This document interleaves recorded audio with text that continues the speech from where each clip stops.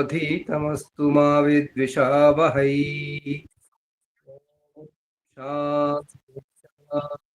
శాంతి. ఆదిత్యచంద్రా కుజ సౌమ్య జీవా శుక్రార్కపుత్రామపి రాహుకేతు ఏతే గ్రహాణాం సకలార్థ సిద్ధిం కుర్వంతు కాలే స్థిరభోగ నిత్యా. శ్రీమాత్రే నమః. శ్రీ గురుభ్యో నమః. సర్వేభ్యో మిత్రేభ్యో నమో నమః. జ్యోతిర్వాణి వేద భానువార సాప్తాహిక అంతర్జాల సమావేశానికి విచ్చేస్తున్న మిత్రులందరికీ సాదర స్వాగతం. శుభ సాయంకాలం. ఈనాటి మన సత్సంగంలో మనం జ్యోతిషం, ప్రయాణాలు అని ఇతివృత్తం తీసుకున్నాం. జ్యోతిష శాస్త్రాన్ని మన ఋషులు అంటే ప్రాచీన శాస్త్రజ్ఞులు ఆవిష్కరించుకున్నది దేనికోసము అంటే మానవులు జ్యోతిష్యుల ప్రభావాన్ని అర్థం చేసుకుని తమ నిత్య జీవనాన్ని సౌకర్యవంతంగా భద్రంగా ఉంచుకునేందుకు ప్రయత్నించడానికి. జ్యోతిష్యులు మనకి అనుక్షణం మన మీద ప్రభావం చూపిస్తూ మన జీవితాన్ని అవి ఒక రకంగా శాసిస్తుంటాయి. అది తెలుసుకోవడం ఎట్లా మరి? దానికి మన ఋషులు చేసినటువంటి పరిశోధన కారణంగా ఈ జ్యోతిష్యులు అసలు ఏమిటి అన్నప్పుడు, అసలు మనం ఎవరము, మన చుట్టూ ఏమున్నది అని పరిశీలించినప్పుడు ఈ మనుషులంతా కూడా ఒక పంచభౌతిక శరీరాలు ఉన్న వాళ్ళే అని, ఈ ప్రకృతి అంతా పంచభూతాత్మికమేనని, అది పంచభూతాత్మికమే, ఈ శరీరము పంచభూతాత్మికమే అయినప్పుడు ఆ పంచభూతములు ఈ శరీరంలో ఉన్న పంచభూతాలని ఎలా మార్గదర్శనం చేస్తాయి అనేది తెలుసుకోవడానికి వాళ్ళు ఎంతో రీసెర్చ్ చేసి చివరికి ఆ పంచభూతాలకు ప్రతినిధులుగా జ్యోతిష్యులు ఉన్నాయనుకొని ఆ జ్యోతిష్యులని 3 వర్గాలుగా విభజించి, 1 నక్షత్రాలు, 2 నక్షత్రాలతో కూడిన రాసులు, 3 గ్రహములు అని వర్గీకరించి వాటి యొక్క గమనాన్ని పరిశీలించారు. ఇప్పుడు మనం హైదరాబాద్ నుంచి విజయవాడ వెళ్ళడానికి ఉన్న 230 కిలోమీటర్ల దూరంలో మనం ఎవరైనా బయలుదేరినప్పుడు అక్కడికి నేను ఎప్పుడు చేరుతాను అన్నప్పుడు మనం ఏం ప్రశ్నిస్తామంటే, నువ్వు ఏ మాధ్యమంలో ఎంత వేగంతో వెళుతున్నావు అంటామా. అది వేగం తెలిస్తే మనకి దూరం తెలుసు కాబట్టి ఎంతసేపట్లో చేరుతాడో మనం చెప్తాం. అదేవిధంగా ఈ మన గ్రహాలన్నీ కూడా గమనం, వాటి వేగం నిర్ధారించుకున్నారు. ఇవాళ ఇక్కడ ఉన్న ఈ గ్రహాలు రేపు, ఎల్లుండి, వచ్చే సంవత్సరం, ఆ తర్వాత సంవత్సరం ఎక్కడ ఉంటాయి అనేది చెప్పుకోవడం పెద్ద ఇబ్బంది ఏం కాదు. అలాంటి విజ్ఞానాన్ని అభివృద్ధి చేసుకున్నాక ఈరోజు గ్రహస్థితి ఇలా ఉంటే ఆ గ్రహస్థితి ఆధారంగా ప్రతి మనిషికి కొన్నాళ్ళ తర్వాత ఏం జరగవచ్చు అనేదాన్ని అర్థం చేసుకోవడానికి వాళ్ళు అభివృద్ధి చేసినటువంటి హోరాశాస్త్ర సంబంధ సూత్రాలన్నీ కూడా మనం జ్యోతిష్ శాస్త్రంలో వాడుకుంటూ ఈ జ్యోతిష్ శాస్త్రాన్ని మనకు ఒక జీవన కరదీపిక, మార్గదర్శిగా మనం తీసుకుంటున్నాం. జ్యోతిష్యులు కాంతులే శక్తి స్వరూపాలు, ఆ శక్తులే మళ్ళీ పంచభూతాలు. ఆ క్రమంలో మన నిత్య జీవితంలో అనుక్షణం ప్రభావము ఉండేది ఎవరిది అంటే జ్యోతిష్యులు. ఆ జ్యోతిష్యులు అంటే ఏముంటుంది ప్రభావం? నేను ఇక్కడ ఉన్నాను, అక్కడెక్కడో ఉన్న గ్రహాలు నన్నేం చేస్తాయి, నాకేముంటాయి అని అనొచ్చు, తప్పేమీ లేదు. కానీ మనం మన చుట్టూ ఉన్న ప్రకృతిని చూస్తూ ప్రకృతిలో మన ప్రమేయం లేకుండా ఏం మార్పులు వస్తున్నాయి అని గమనించి ఆ మార్పుల కారణంగా మన శరీరంలో, మన ఆలోచనల్లో ఏం మార్పులు వస్తున్నాయో గమనించి కనుక చూస్తే మనలో ఏదో మార్పు మన కోరుకోకుండానే వస్తుంది. అలాంటి మార్పులని వాళ్ళు జ్యోతిష్కుల ప్రభావము అన్నారు. ఆ ప్రభావము మనం గణించదగింది కాబట్టి గణించి ముందు భవిష్యత్తులో అంటే ముందు రోజుల్లో ఆ జ్యోతిష్కుల యొక్క ప్రభావాన్ని మనకి అనుకూలంగా మలుచుకోవడం కోసం మన ఋషులు మనకు జ్యోతిష శాస్త్ర విజ్ఞానాన్ని అందించారు. చూడండి, జ్యోతిష శాస్త్ర విజ్ఞానం మనుషులకి ఋషులు ఎందుకు అందించారు అని ఎవరైనా ప్రశ్నించుకున్నప్పుడు వచ్చే సమాధానం ఏమిటి అంటే, మనం మన కోసం, మన ఆరోగ్యం కోసం, మన శ్రేయస్సు కోసం మనం వాటిని వాడుకోవాలి, ఆ విజ్ఞానాన్ని వాడుకోవాలి అని పెట్టారు. మరి మన నిత్య జీవిత విషయంలో ఏమేమి విషయాల్లో వాడుకోవాలి అంటే, మొదలు స్వల్పకాలికము, తర్వాత దీర్ఘకాలికంగా చూసుకొని మొత్తం జనాలందరికీ కూడా, సమాజంలో ఉన్న అందరు మనుషులకి కూడా సార్వత్రికంగా ఉపయోగపడే విషయాలు కొన్ని, అవి వాళ్ళ రీసెర్చ్లో, ఆ ఋషుల యొక్క రీసెర్చ్లో కొన్నాళ్ల తర్వాత ఆ అనుభవాల ఫలితాలుగా కొన్ని సూత్రాలు అభివృద్ధి చేశారు.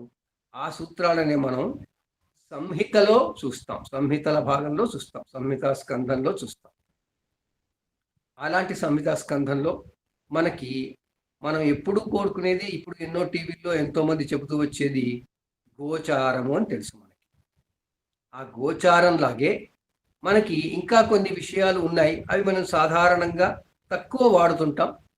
వాటిల్లో ముఖ్యమైనది ప్రయాణాలకు జ్యోతిషాన్ని వాడుకోవడం. ప్రయాణాలకు జ్యోతిషాన్ని వాడుకోవడం ఎక్కడ, ఏ సెక్షన్లో ఉంది మరి జ్యోతిష్ శాస్త్రంలో అంటే సంహితలలో ఉంది. సంహితలలో ఎక్కడ ఉంది మళ్ళీ అంటే ముహూర్త విజ్ఞానం వాటి వైపు ఉన్నది, ఆ సెక్షన్లో ఉన్నది. మరి ప్రయాణాలకి మనం ఏం చూసుకుంటాం, జ్యోతిషాన్ని ఎలా వాడుకుంటాం? నేను ఈ విషయంగా అందరికీ నాకు అనిపించినవన్నీ కూర్చి పంచాలని ఉస్మానియా యూనివర్సిటీ వారి స్టడీ మెటీరియల్లో ఉన్న పాఠం ఆధారంగా ఒక చిన్న 24 స్లైడ్స్ల ప్రజెంటేషన్ చేశాను. దాని పీడిఎఫ్ని అందరికీ గ్రూపుల్లో పెట్టాను. అది చదువుకోండి, భద్రపరుచుకోండి, మీకు తెలిసిన మిత్రులకి జ్యోతిషం సందర్భంగా దాన్ని అందజేయండి, పంచుకోండి. ఇక ఈరోజు మనం అదే విషయం మన జ్యోతిర్వాణిలో మన మిత్రులు, అనుభవజ్ఞులు, గురువులు ఉన్నారు కాబట్టి వాళ్ళందరితో కూడా వాళ్ళ జ్యోతిర్వాణి ద్వారా మనం ఆ విషయాలన్నీ వినడం కోసం మనం ఈరోజు ఈ కార్యక్రమాన్ని పెట్టుకున్నాం.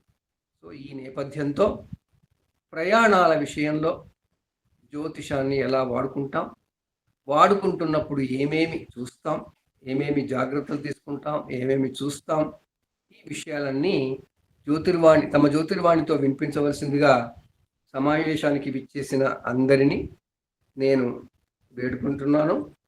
మీరందరూ మాట్లాడండి, మీకు అనుభవాలు చెప్పండి, అందరినీ ఈ విషయంలో మరింత విజ్ఞానవంతుల్ని చేయండి. సరేనా? మరి ఎవరైనా మొదలు పెట్టండి. ఎంత తెలిస్తే అంతలోనే మొదలు పెట్టండి. ఉపన్యాసం అనగానే ఏదో తప్పకుండా ఏదో స్టాండర్డ్గా నేను ఇవ్వాలని ఏం లేదు. మనం ఇంతమంది మనకున్న ఒక్క ఆలోచన పంచుకున్నా జ్యోతిర్వాణి అవుతుంది. మీ జ్యోతిర్వాణి వినాలి, అందుకోసం వినిపించాలి.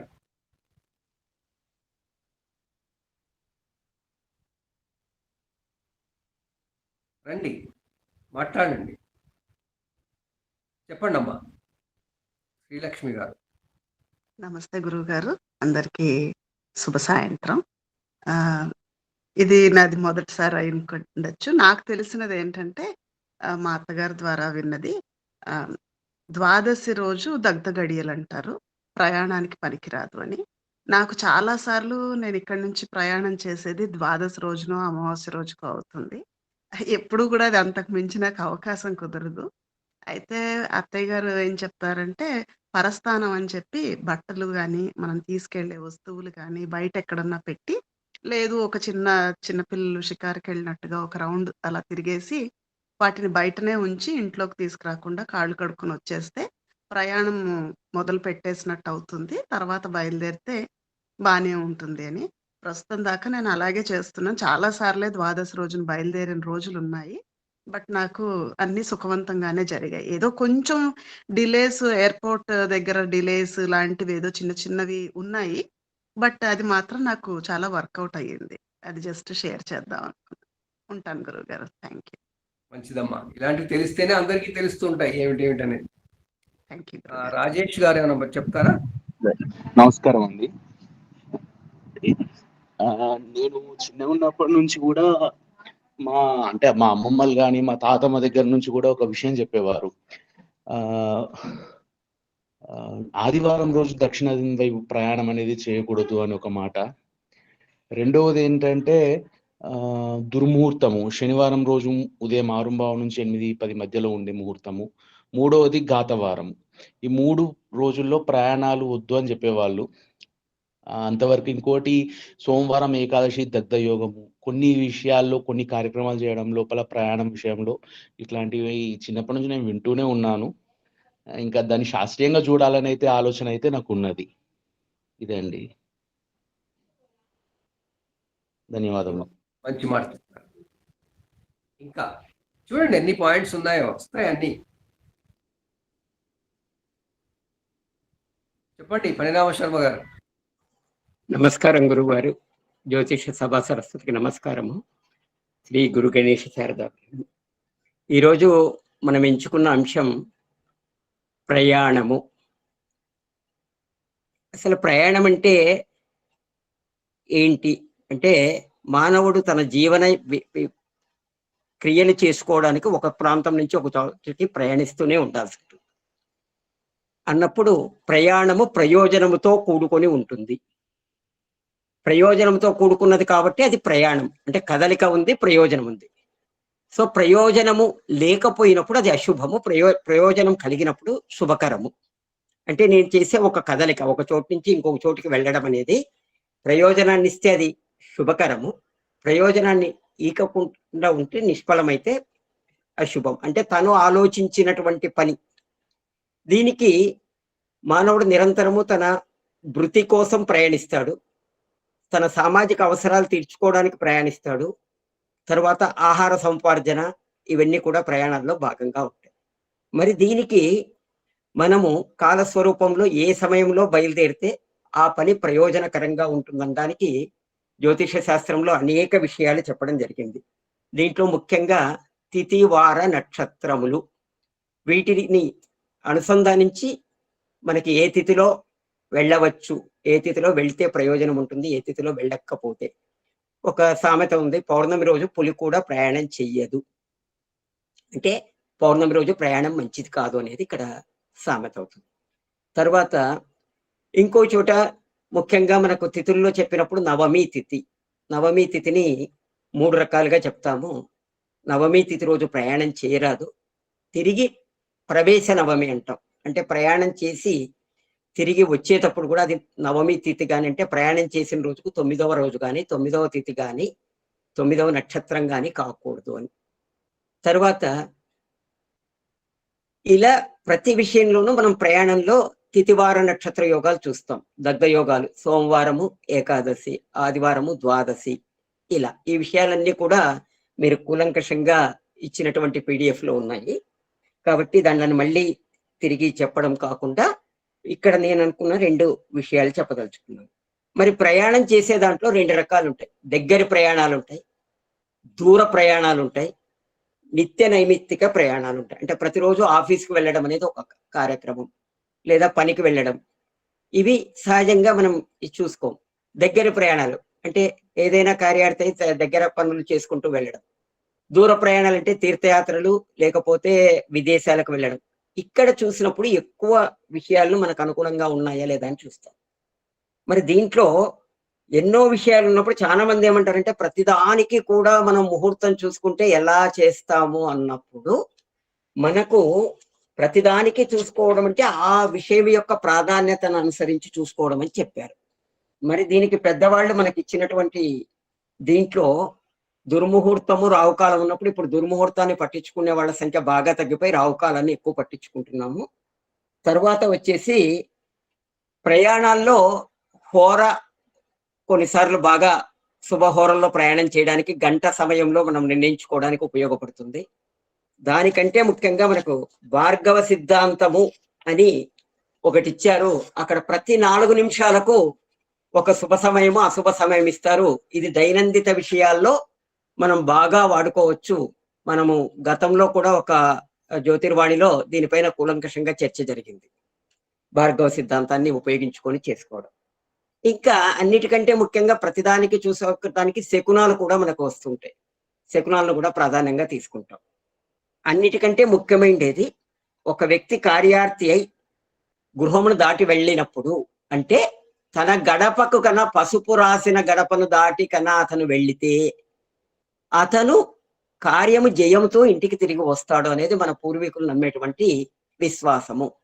గడపకు పసుపు రాయడం అంటే ఇంట్లో యజమాని కార్యార్థి అయి బయటికి వెళ్ళేటప్పుడు ఆ గృహిణి అప్పటికే ఆ గడపకు పసుపు రాసి అక్కడ కల్లాపి చెల్లి శుద్ధిగా ఉంటే అటువంటి దాన్ని కన్నా అతను దాటి వెళ్ళాడు అంటే అప్పుడు అతను కార్యజయంతో ఇంటికి వస్తాడు.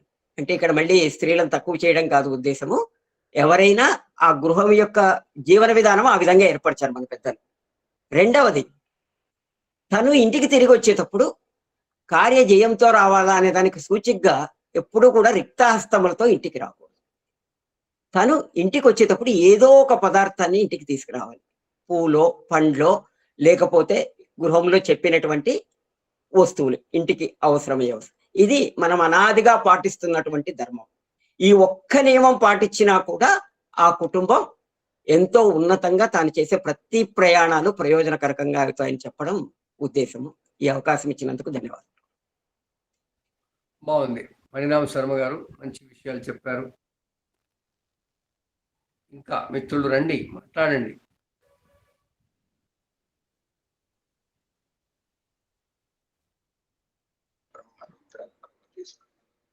చెప్పండి. గురుగారు నమస్కారాలు. హేమంత్ గారు. సార్ ఒక నేను విన్నది సార్, అది డౌట్ అనుకోవచ్చు, లేకపోతే మీరు క్లారిఫై చేస్తారని. ఈ ఇది వారాలు మనం శనివారం ఆదివారం అలా మార్నింగ్ శని హోరాలో చేయకూడదు 6:15 to 8:15 అని అలా చెప్పారు కదా. నేను విన్నది ఏంటంటే సూర్యోదయం ముందు కనుక మనం ప్రయాణిస్తే ఆ దోషం ఉండదు, ఏ రోజైనా ప్రయాణం చేయొచ్చు అని చెప్పేసి అన్నారు. అది ఎంతవరకు కరెక్ట్ అనేది మీ ద్వారా తెలుసుకోవాలనుకున్నాను గురుజీ. శనివారం నాడు అంటే శనివారం కాదు సార్, ఎనీ డే బిఫోర్ సూర్యోదయం స్టార్ట్ అయితే ఈ వార ఇది పట్టుపడదు ఉండదని. అది శనివారం నాటికి మాత్రమే వర్తిస్తుంది. ఓకే, మనకి అది ఎందుకు చెప్తారు అంటే ప్రయాణం చేయడానికి బయలుదేరేటప్పుడు శుభగ్రహాల హోరా ఉంటే మంచిది అని ఒక ఆధారం. ఆ ఒక్క పాయింట్ కొరకు శనివారం నాడు పొద్దున సూర్యోదయం అవగానే శని హోరాతో మొదలవుతుంది.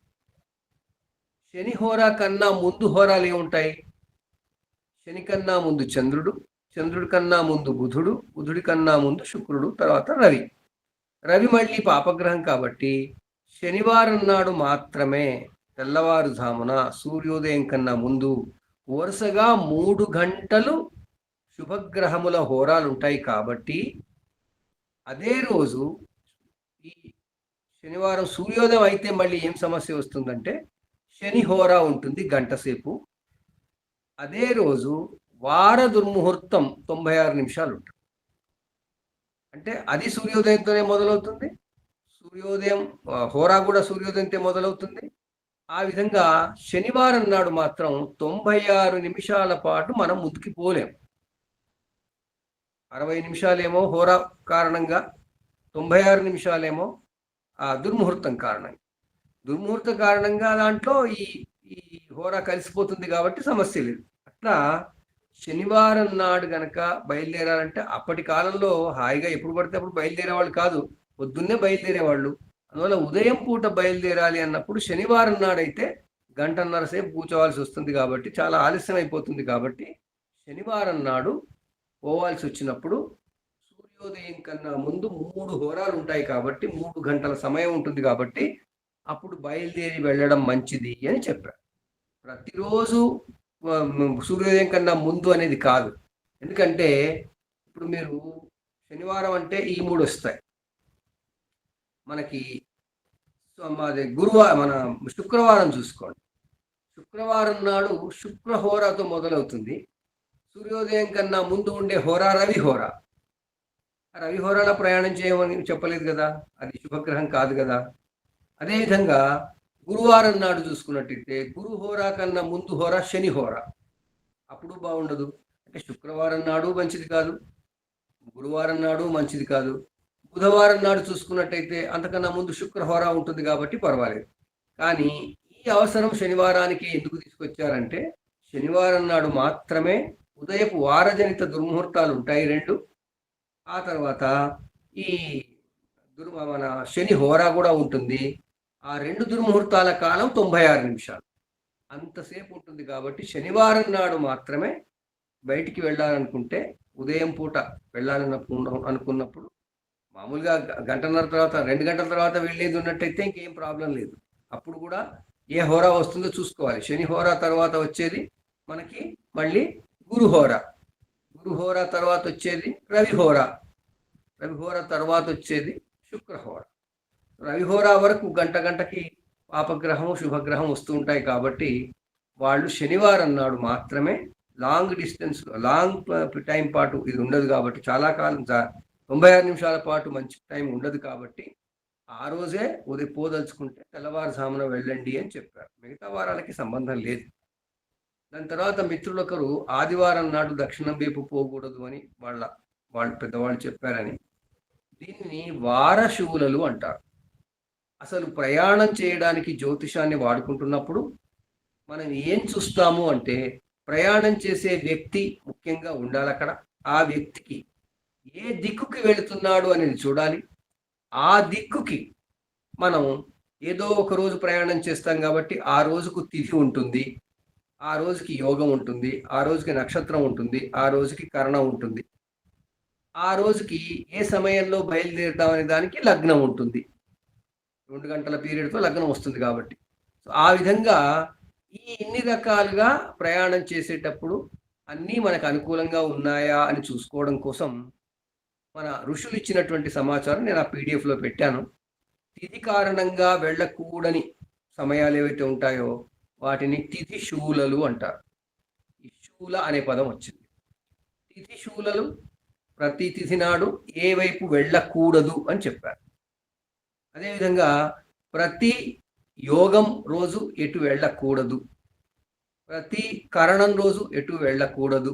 ఇవన్నీ ఇప్పుడు ఎక్కువ వాడుకోవడం లేదు. మనం 11 కరణాలు, 27 యోగాలు, 27 నక్షత్రాలు. సో ఏ నక్షత్రం రోజు ఏ వైపు వెళ్ళకూడదు, ఉన్న దిక్కులు 8. ఆ 8లో ఏదో 8 ఉంటాయి తప్పకుండా.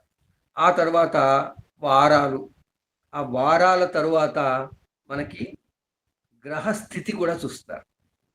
ఏ గ్రహస్థితి చూస్తారు అంటే, మన భూమికి దగ్గరగా ఉన్న గ్రహాల స్థితిని చూస్తారు.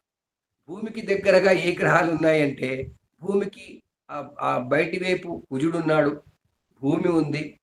ఆ కుజుడి అవతల గురువు ఉంటాడు, శని ఉంటాడు. కానీ భూమికి దగ్గరగా కుజుడు ఉంటాడు. మరొక వైపు సూర్యుని వైపు వెళ్తుంటే శుక్రుడు వస్తాడు, తర్వాత బుధుడు వస్తాడు. అందువల్ల బుధుడు, శుక్రుడు, కుజుడు వీళ్ళు ప్రయాణం చేస్తుంటే మన ఎదురుగుండా ఉండకూడదు అన్నారు. ఎదురుగుండా అంటే మనం ఎదురంటే ఎలా తెలుస్తుంది? మరి వాళ్ళు ఎక్కడో ఉన్నారు కదా వాళ్ళకి. అందువల్ల వాళ్ళు ఏ రాశిలో ఉన్నారో దాన్ని బట్టి, మనం వెళ్ళే రాశి యొక్క దిక్కేంటో అది బట్టి వాళ్ళు మనకి ఆ టెక్నాలజీ ఇచ్చారు. ఏమని? ఈ గ్రహాలు మనకి ఎదురుగుండా ఉంటాయా ఉండవా? ఆ ఎదురుగుండా ఉండడాన్ని ప్రతి అంటారు. ప్రతి అంటే ఎదురుగుండా. ఆ ప్రతి శుక్ర, ప్రతి భౌమ, ప్రతి కుజ దోషాలు అంటారు. ఇది గ్రహస్థితిని బట్టి. అదేవిధంగా చంద్రుడు కనుక ఎదురుగుండా ఉంటే, చంద్రుడు ఎదురుగుండా ఉండడం అంటే, మనం ఏ రోజైనా బయలుదేరుతున్నప్పుడు పైకి చూస్తే తూర్పు వైపు వెళ్తుంటే చంద్రుడు ఉంటాడు, లేదా పడమటి వైపు వెళ్తుంటే చంద్రుడు ఉంటాడు. ఆ చంద్రుడు అలా ఉండడం కాదు. చంద్రగ్రహము రాశి చక్రంలో ఏ రాశిలో ఉంది, రాశి చక్రంలో ప్రయాణికుడు వెళ్ళవలసిన దిక్కు ఏ రాశికి సంబంధించింది అని ఈ 2 పాయింట్లు చూసుకుంటే, చంద్రుడు ఎదురుగుండా ఉండే రాశిలో కనుక ఉన్నట్టయితే, అంటే ఇప్పుడు మనం తూర్పు దిక్కుకు వెళ్తున్నాం. తూర్పు దిక్కు ఏముంటుంది అంటే, మనకి మేషరాశి తూర్పుకు దానికి అది గుర్తు, సింహరాశి కూడా తూర్పుకి గుర్తు. సో ఈ చంద్రుడు సింహంలో ఉన్న మేషంలో ఉన్న తూర్పు దిక్కున ఉన్నట్టు మనం ఆ రోజు తూర్పుకు వెళ్తుంటే ఆ చంద్రుడు ఉన్న స్థితిని సమ్ముఖ చంద్ర స్థితి అంటారు. అంటే ఎదురుగుండా ఉండడం, ప్రతిముఖం కాదు, సమ్ముఖం. ఆ సమ్ముఖ చంద్రుడు ఉంటే అది ప్రయాణానికి మంచిది అని చెప్పారు. అన్ని చెడ్డవేనేం చెప్పలేదు, మంచివి చెప్పారు, చెడువి చెప్పారు, అనుకూలం కానివి చెప్పారు. ఆ విధంగా ప్రతి శుక్ర భౌమ కుజ దోషాలు, సమ్ముఖ చంద్ర స్థితి, తర్వాత రవికి చంద్రుడికి మధ్య ఉండేటువంటి దూరాన్ని మనం తిథి అంటాం. అంటే మనం ప్రయాణం చేస్తుంటే అంతరిక్షంలో జ్యోతిష్కుల యొక్క ఆ నిష్పత్తి ఎలా ఉంది, వాటికి మనకి సంబంధం చూసినప్పుడు ఎలా ఉంది అనేది గమనించి ఋషులు మన జాతకం పక్కన పెట్టారు, మన నామ నక్షత్రం పక్కన పెట్టారు. వాటి మన కోసం చెప్పలేదు, అందరికీ సార్వత్రికంగా యూనివర్సల్ గా అందరికీ అప్లై అయ్యేటట్టుగా సార్వజనీనంగా వాళ్ళు ఈ సూత్రాలు మనకు అందించారు. దాన్ని చూసుకుని ఆ తర్వాత మన తారాబలం చూసుకుని బయలుదేరాలి. అప్పుడు కానీ కరెక్ట్గా ప్రయాణానికి వెళ్ళినట్టు అవుతుంది. మనకు అనిపిస్తుంది ఏంటి దీనికి అంత ఇంత టైం ఎక్కడుంది, ఇంత నాలెడ్జ్ ఎక్కడుంది, ఏం లేదు కదా అని. ఇది ఈనాటి వ్యవహారం. అది ఒక 100 ఏళ్ల కింద ఇలాంటి పరిస్థితి లేదు. ఎక్కడికన్నా వెళ్ళాలి అంటే ఊళ్ళో ఉన్నటువంటి ఆ పురోహితుల్లో ఎవరినో దగ్గరికి వెళ్ళి నేను వెళ్ళాలనుకుంటున్నాను ఏం చేయాలి. అలాగని ప్రతి ప్రయాణానికి చూడమని ఎక్కడా లేదు. సాధారణంగా అతి ముఖ్యమైన దీర్ఘకాల మనకి సంబంధించినటువంటి విషయాలకు దీర్ఘకాలిక ప్రయోజనకరంగా ఉండేవి ఏమైనా ఉన్నట్టయితే మనం వాటి కొరకు మాత్రం చూడాలి అన్నారు. అట్లా ఈ దీర్ఘకాలిక లాభాల కోసం, ప్రయోజనాల కోసం ఏమైనా ప్రయాణాలు చేస్తున్నట్టయితే ఆ ప్రయాణాలు అప్పుడు చూసుకోండి అన్నారు. ప్రయాణాల లిస్ట్ ఏమి ఇవ్వలేదు. మరి ప్రయాణాలు ఎప్పుడు చేస్తాం మనం చేయడానికి ఏమిటి ఆధారం అంటే మళ్ళీ మనకి ధర్మశాస్త్రాల వైపు చూసి మన జ్యోతిషం వైపు చూసినట్టయితే మనం పంచదశ కర్మలు అని ఉంటాయి. అంటే మనిషి పుట్టిన తర్వాత, పుట్టక ముందు నుంచి కూడా, పుట్టిన తర్వాత చనిపోయే ముందు వరకు, అంటే పెళ్లి వరకు ఉన్న షోడశ సంస్కారాలకి సంబంధించినవి ఏవైతే ఉన్నాయో దాంట్లో 15 సంస్కారాలకు సంబంధించి ఈ జ్యోతిషాన్ని వాడుకోవాలి అని చెప్పారు. దాంట్లో ప్రయాణం ఏమి లేదు, ఆ వాడుకోవాలన్నారు. అదేవిధంగా ఆహార సముపార్జన, తర్వాత నిత్య జీవితంలో ముఖ్యమైన పనులు చేయడానికి ఇప్పుడు మనం భూములు కొంటాం లేదా ప్లాట్లు కొంటాం. ప్లాట్లు కొనడానికి మనం ఏ రోజు బాగుంది అని చూసుకుంటాం. ఆ ప్లాట్ కొనడానికి ఆ వెళ్ళవలసిన రిజిస్ట్రార్ ఆఫీసు ఎటువైపు అనేది కూడా చూసుకోవాలి. అంటే జ్యోతిషాన్ని వాడుకొని అనుకూలమైన జ్యోతిష్యుల స్థితిని పొందడానికి మన ఋషులు మనకు ఈ సూత్రాలన్నీ ఇచ్చారు. నాకు అవన్నీ అవసరం లేదు, నేను చూడనంటే ఎవ్వరూ బలవంతం చేయలేదు. Okay, no problem. అయితే అలా ఒక్కసారి జరిగింది అంటే మన అదృష్టం ఉంటే మంచి జరగవచ్చు. కానీ వాళ్ళు ఋషులు ఎన్నో వేల ఏళ్ళు అది పరిశోధించి నిర్ధారించుకొని మనకి ఈ సూత్రాలు అందించారు.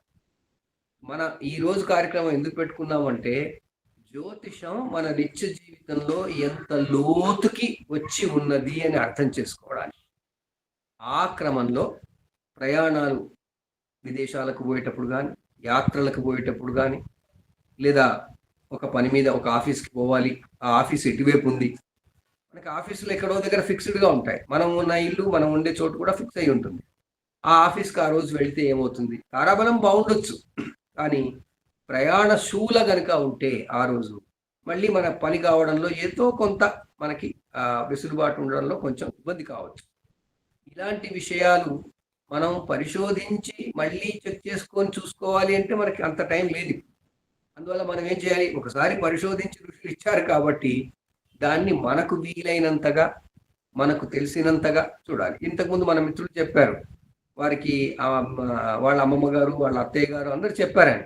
ఇలా ఎందుకు చెప్పారు అంటే ఒకనాడెప్పుడో ఈ విజ్ఞానం అంతా అందరికీ అంది వచ్చిన తర్వాత వాళ్ళ తర్వాత తరాలకి వాళ్ళు చెబుతూ వచ్చారు.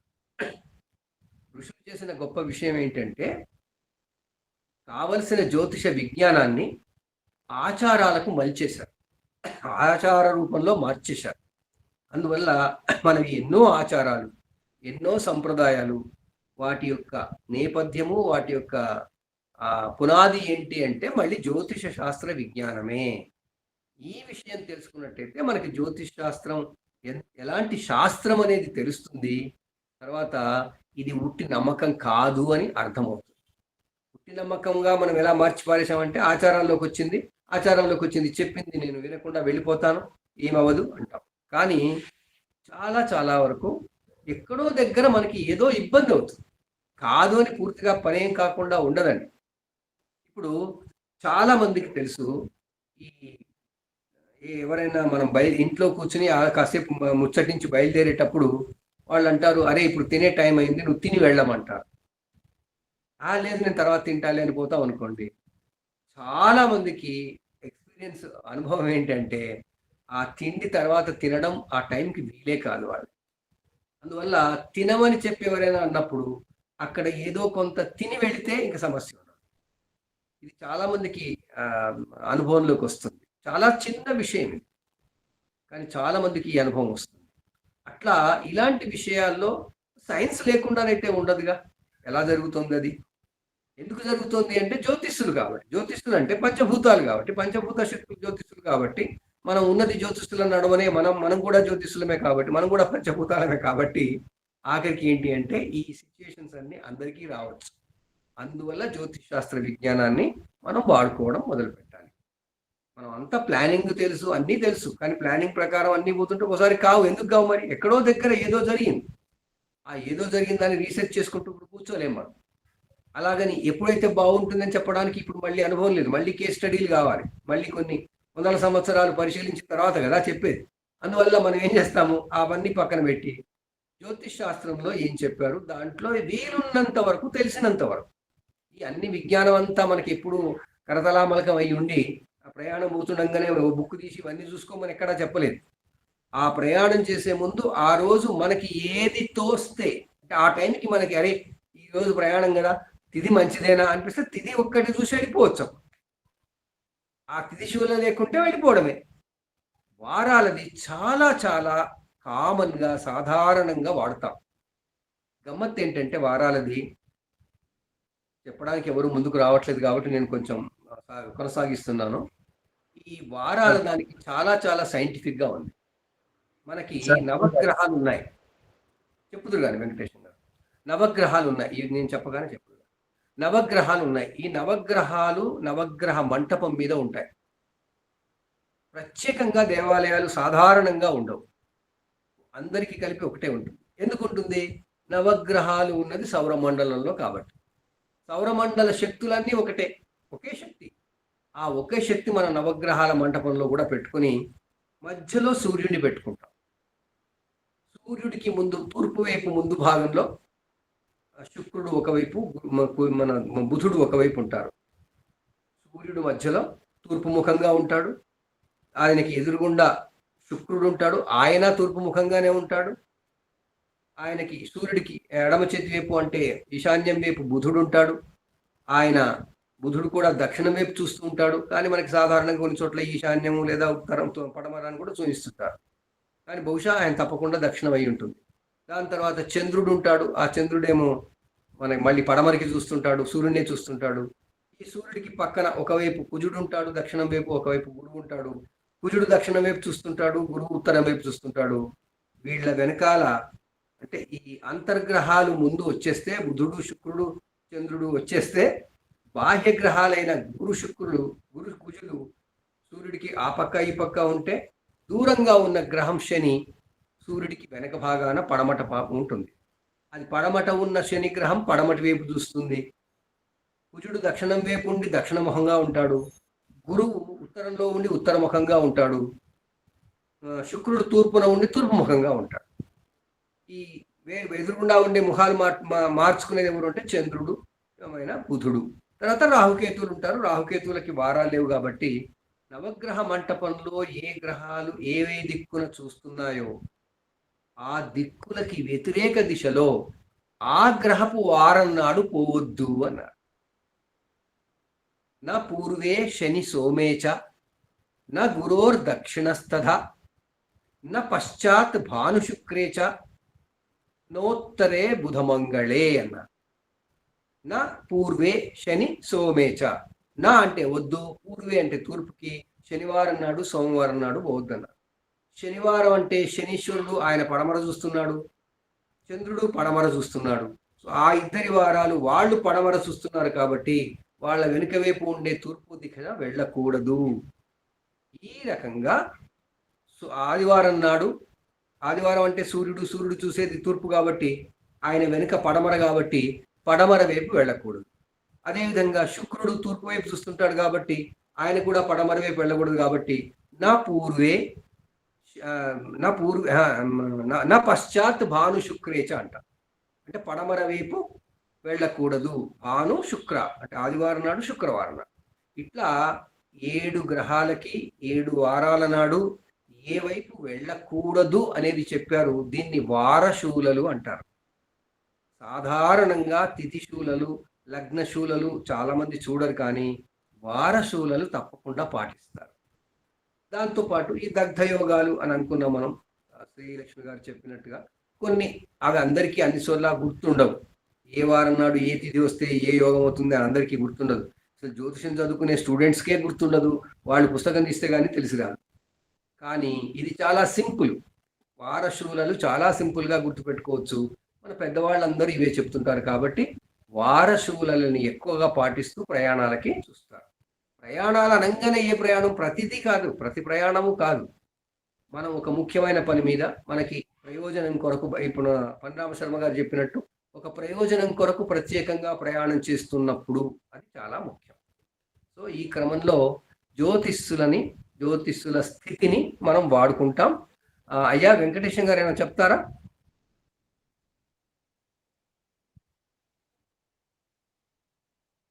చెప్పండి, ఎవరైనా ముందుకు వచ్చి చెప్పండి. గురువు గారికి కృతజ్ఞతాభివందనాలు, కమలాకర్ శర్మ గారికి కూడా కృతజ్ఞతాభివందనాలు. ఈరోజు సందర్భంగా సరే కొన్ని విషయాలు నా చిన్నప్పుడు మా నాన్నగారు మా అమ్మగారు చెప్పిన విషయాలనే ఇక్కడ కొంచెం ఉటంకిస్తూ చెప్దామనుకుని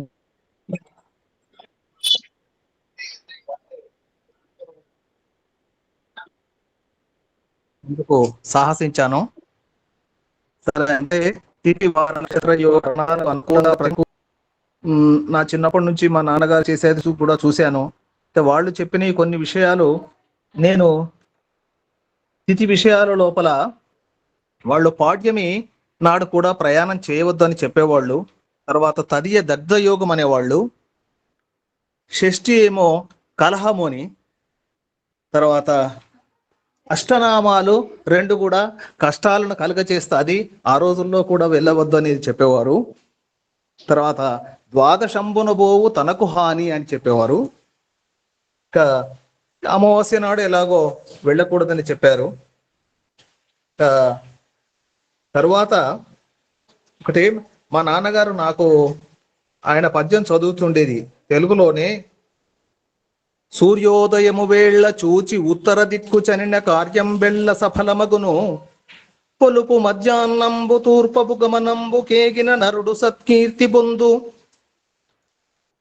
నడి అర్ధరాత్రంబు నడిచి దక్షిణం బేగిన ధనము గలుగు, భానుండు గుంకునప్పటి వేళ్ళ నుండి పశ్చిమం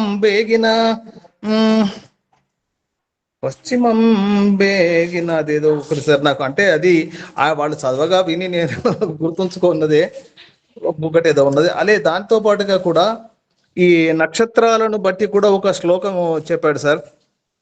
మృగాశ్విని పుష్య పునర్వసూచ హస్తానురాధా శ్రవణంచ మూల ధనిష్టరేవత్యగతే ప్రయాణం ఫలం లభేత్ శీఘ్ర నివృత్తనంచ అని ఇది కూడా చెప్పాడు.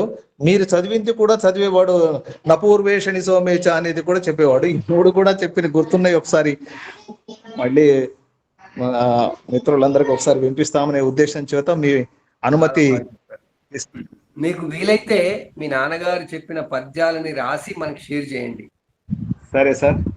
ఈ లిటరేచర్ అంతా అన్ని చోట్ల లేదు, లభించడం లేదు. ఇది మనం షేర్ చేసుకుందాము. మీరు కష్టపడి మళ్ళా కాస్త గుర్తు తెచ్చుకొని లేదా ఎక్కడన్నా రాసి ఉంటే చూసి దాన్ని గ్రూపులో షేర్ చేయండి. మనం ఎక్కడన్నా రాసుకుందాం, లేదా ప్రయాణానికి సంబంధించిన ఆర్టికల్స్ కింద రాసుకున్నప్పుడు ఈ పద్యాలను కూడా పెట్టచ్చు. మీరు చదివిన పద్యాల్లో ఉన్నదంతా సంస్కృతంలో ఉన్నదే. అదే అది అదే అవును.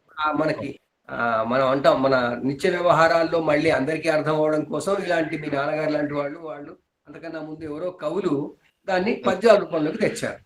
చాలా బాగుంది. ఆ పద్యాలు దయచేసి షేర్ చేయండి. సరే ఒక చోట పెడితే నేను టైప్ చేసి అందరికీ మళ్ళీ షేర్ చేస్తాను. సరే మీరు రాసి పంపినా చాలు, రాసి పంపినా నేను మళ్ళీ దాన్ని టైప్ చేసి అందరికీ షేర్ చేస్తాను. ఇదే సరే విషయాలు నేను పంపిన పీడిఎఫ్ లో కూడా ఉన్నాయి. కాకపోతే దాంట్లో కేవలం సంస్కృతంలోనే చెప్పినవి చెప్పాను. అర్ధరాత్రి పూట దక్షిణం పోవాలి అని అది ఉంది. ఎక్కడ పోతే మంచిది అంటే అది చెప్పారు. అర్ధరాత్రి దక్షిణం, తర్వాత పొద్దున్నే ఉత్తరం అవన్నీ చెప్పారు. అదే పద్య రూపంలో చెప్పారు మీ నాన్నగారు. అదే ఈ విషయం చెప్పారు, పంచుకుందాం. సరే సార్. సరే సార్. వేణుగారు చెప్పండి. థ్యాంక్ యూ అండి గురువు గారు. సార్ ఒక్క నిమిషం సార్.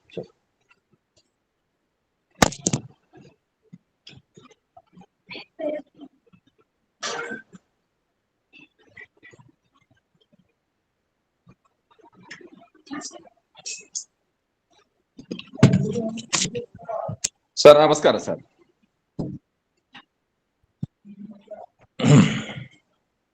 సార్ నమస్కారం సార్. నమస్కారం అండి. సౌఖ్యం. అంటే మహాకవి కాళిదాసు విరచిత జ్యోతిర్విద్యాపురాణంలో తెలగపల్లి విశ్వనాథ శర్మ గారు చెప్పిన విషయాల్ని నేను మీకు చెప్తాను. అందులో త్రివిధ యాత్ర ప్రకరణం అనేది ఒకటి ఉంది. అందులో దీర్ఘకాలిక ప్రయాణ మాస ఫలితాల గురించి చెప్పారు. అది నేను మీకు చెప్తాను. ఆషాఢ మాసంన దీర్ఘకాలిక ప్రయాణం తలపెట్టినచో శోకము, శ్రావణ మాసంన సుఖ భోగాలు ఉండవు, భాద్రపద మాసాన యాత్ర చేసినచో మృత్యువు రోగ భయం వస్తుంది. దీర్ఘకాలిక యాత్ర కాలంలో శుక్రుడు గురుడు మౌఢ్యంలో ఉన్నచో శీఘ్రమే మనుషునికి మృత్యువు కానీ ఘోర నష్టం కానీ కలగవచ్చు అన్నాడంటే శుక్ర గురు మోడర్లో ప్రయాణం అనేది చేస్తే మంచిది కాదని చెప్పారు. ఇంకా శుక్రాదుల శుద్ధి గురించి ఏం చెప్పారంటే దీర్ఘకాలిక యాత్రలో పూర్ణ బలవంతుడైన శుక్రుడు అస్తంగతుడు కాకుండా ఉండాలంటే రవితో కలిసి ఉండకూడదు, అనగా మౌఢ్యం కూడదు. యాత్రకు వెళ్ళవలసిన దిక్కులో శుక్రుడు చుక్కెదురు కారాదు, అనగా పుర శుక్ర దోషము ఉండకూడదు. జన్మలగ్నము యొక్క అధిపతి కూడా అస్తమించి ఉండరాదు, అనగా సూర్యుని దగ్గర ఉండరాదు. చంద్రుడు శుభస్థానాలు ఉండవలను. అప్పుడు 3 విధాలైన యాత్రకు మంచిదే. గురువు సింహంలో ఉన్నప్పుడు, అందులోనూ వక్రించి ఉన్నప్పుడు, బాలుడుగా ఉన్నప్పుడు అంటే మౌఢ్యమైన తర్వాత 5 దినములలో, వృద్ధుడుగా ఉన్నప్పుడు అంటే మౌఢ్యానికి ముందు 5 దినములు, నీచరాశిలో ఉన్నప్పుడును, గురువునకు మకరం నీచ రాతి స్థితి. తీర్థయాత్రకు పోవు మనుషుడు యాత్ర అనేది చేయరాదు. కానీ పై చెప్పిన అవస్థలలో గురుడును కుంభస్థలం అంటే హరిద్వారము యాత్రయో, గోదావరి తీర్థయాత్రయో, గయా తీర్థయాత్రయో కూడా దోషాలు ఇవంటే ఇవి యాత్రలు చేస్తే దోషం ఉండదు అని చెప్పారు. గురువు అనిష్ట స్థానంలో ఉన్నచో ఫలితాలు అంటే తీర్థయాత్ర ఫలితం తెలిసిన పూర్వాచారుల మతానుసారం గురువు అశుభ స్థానం ఉన్నచో తన గృహం నుండి 12 యోజములు అంటే 96 మైళ్ళు పర్యంతము తీర్థయాత్ర నిష్ఫలమగును, పూర్ణ ఫలము ఒసంగదు. ఇతరాచార్యుల మతానుసారము నదీ సాగర సంగమము పర్యంతము చేసే తీర్థయాత్ర నిష్ఫలమే అవుతుంది. ఇక యాత్రకై ఋతుశుద్ధి అన్ని ప్రకారములకు యాత్ర అంటే యాత్ర జాతర ఉత్సవానికి మరియు ఇతర కార్యాల యొక్క అభిలాష ఉన్నచో ఋతువునకు అనుకూలమైన దిశల శుద్ధిని అంటే దిక్షూల యోగిని మొదలగు విచారాలతో అనుసరించి చేయబడిన యాత్రలు మనుషులకు మనశ్శాంతిని ఎక్కువగా చేయునని, అట్లే కార్యములకు సిద్ధింపజేయునని అగును. ఋతుకాలంలో శుద్ధి కలిగిన మీదట తర్వాత గమనం అనగా స్త్రీని కలిగినచో ఆ స్త్రీకి ఆనందమైన భర్త యొక్క కోరికలు తీర్చును. స్త్రీల విషయంలో ఋతుకాల శుద్ధి ఎట్లు అవసరమో యాత్ర విషయంలో కూడా ఋతుకాల శుద్ధి అవసరమే అని భావం. ఈ శ్లోకంలో మహాకవి అద్భుత కవిత పాఠవాన్ని ప్రదర్శించాడు. కాళిదాసు కంటే తక్కువైన వాడు ఎవరు కూడా ఇటు నిర్వహించలేరు. అందువలన ఈ గ్రంథమున కాళిదాసే రచించనని స్థిరీకరించుకోవాలి.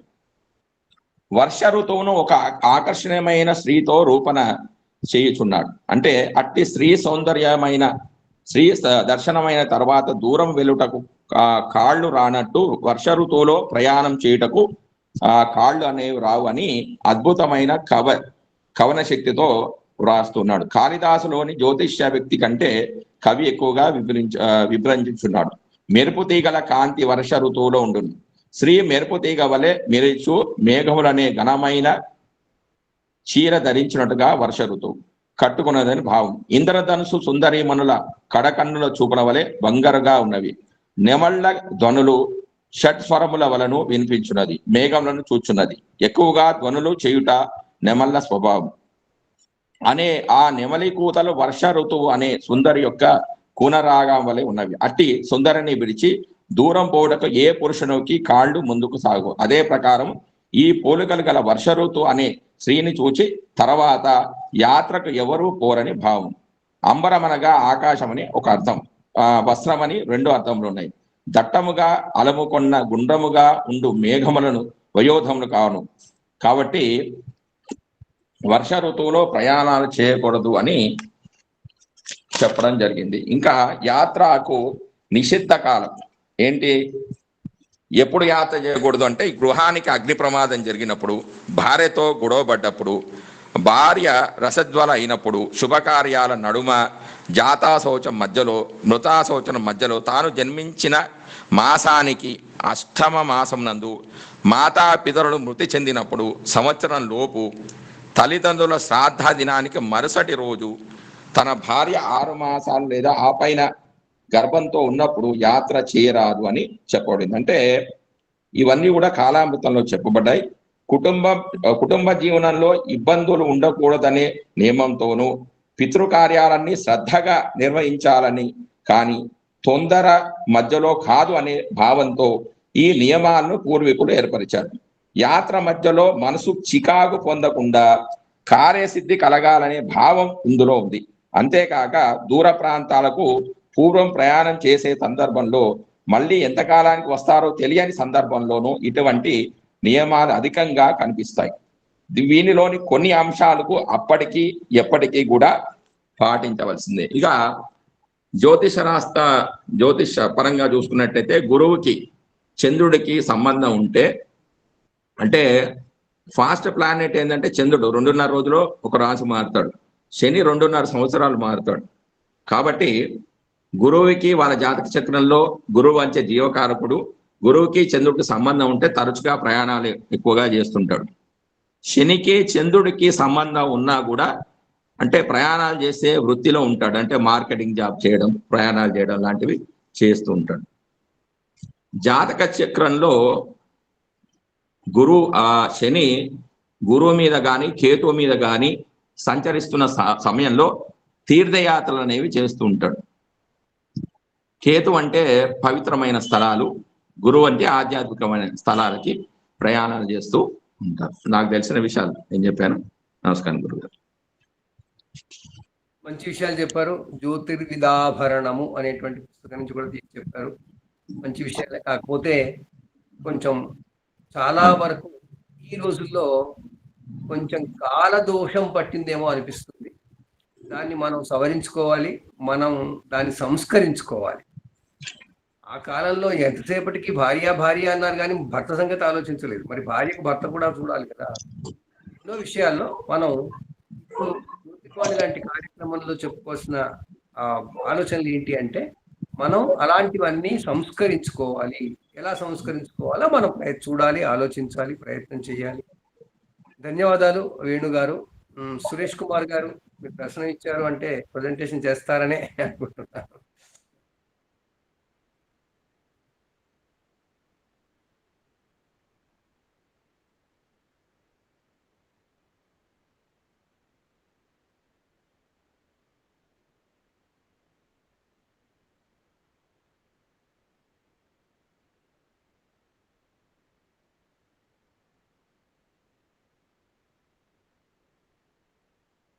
మీరు అన్మ్యూట్ చేసుకోవాలి. థ్యాంక్స్. ఓకే, మన యొక్క ప్రయాణం అసలు ఎప్పుడు మొదలైంది అంటే యాక్చువల్ గా ఇప్పుడు మనం ఒక కారు స్టార్ట్ చేస్తాం, ఇగ్నిషన్ ని స్టార్ట్ చేస్తాం కదా. సో ఈ కార్మిక్ ఇగ్నిషన్ అన్నది యాక్చువల్ గా ఈ కన్సెప్షన్ ఫేజ్ లో మొదలైంది. తర్వాత మన జననం, తర్వాత ఏ మధ్యలో ఇదంతా చివరికి విడిచిపెట్టడం మోక్షం. సో ఇది మన యొక్క ప్రయాణం. సో ఫస్ట్ ఇది karmic ignition. So karmic ignition ఎట్లా మొదలైంది? సో ఇది అదే గర్భాధానం అంటాం కదా. సో ఈ స్పర్మ్ యొక్క ఎగ్ తో కలిసినప్పుడు మన యొక్క జననం జరుగుతుంది. సో దీని యొక్క మూమెంట్ అంటే ఈ శుక్రకణం యొక్క చలనం, అది మొదటి కర్మ చలనం. తర్వాత చంద్రుడు ఈ స్వీకరణ అంటే యాక్సెప్ట్ చేయటం, ఎగ్ స్పర్మ్ ని యాక్సెప్ట్ చేయటం. తర్వాత దీనికి కావాల్సినటువంటి అనుగ్రహం, శాంక్షన్, గురుగ్రహం ఇవ్వటం. సో అందుకనే గురువు ఇవన్నీ ఉంటేనే ఫస్ట్ ఈ ఫర్టిలైజేషన్ జరుగుతుంది. సో అందుకనే ఈ మూమెంట్ ఇవన్నీ రావటం కోసం అందుకనే ఏం చెప్తారంటే కుమారస్వామికి తర్వాత గురుగ్రహానికి వీటికి సంబంధించినటువంటి ఏదైనా ప్రాబ్లం ఉంటే కనుక చేయమని చెప్తారు. సరే, అది ఫస్ట్. అంటే మన యొక్క ప్రయాణం ఆల్రెడీ స్టార్ట్ అవుతుంది, మనం ఇక్కడే సక్సెస్ తో మొదలెడతాం అన్నమాట. అట్లా మన జననం జరుగుతుంది. తర్వాత ఇమోషనల్ ఫౌండేషన్, తర్వాత మనం పెరగటం, జననం, లగ్నం, తర్వాత చంద్రుడు మనసు, ఈ 4వ భావం ఇది. సో ఇక్కడ మనకి ఫౌండేషన్ అంటే ఎట్లాగైతే కార్ని ఇగ్నిషన్ చేయంగానే వెంటనే తోలకుండా కొంచెం సేపు ఆగాలి. సో అట్లాగే ఇక్కడ కూడా ఏమవుతుందంటే ఇమోషనల్ ఫౌండేషన్ జరుగుతుంది. తర్వాత ఏమవుతుందంటే అభివృద్ధి. సో చలనం అనేది అనుభవం ద్వారా అర్థమవుతూ ఉంటుంది. సో మిగతా భావాలన్నీ యాక్టివేట్ అయ్యి పనిచేస్తాయి. 9, 10, 12 ఈ భావాలు. తర్వాత చివరిగా ఏమవుతుంది అంటే అన్ని వదలటం నేర్చుకుంటాం. సో ఇప్పుడు మనం ఎట్లా అయితే ప్రయాణం చేసేటప్పుడు ఒక్కొక్క స్టేజ్ లో ఒక్కొక్కళ్ళు దిగిపోతా వెళ్ళిపోతా ఉంటారో, అట్లాగే చివరికి మనం పెట్టడం ద్వారా మోక్షానికి సిద్ధం అవుతాం.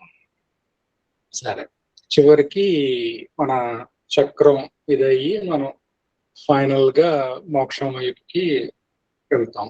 సో ఇది 12, తర్వాత 8, 12 వీటి యొక్క కోఆర్డినేషన్ వల్ల ఇది జరుగుతుంది.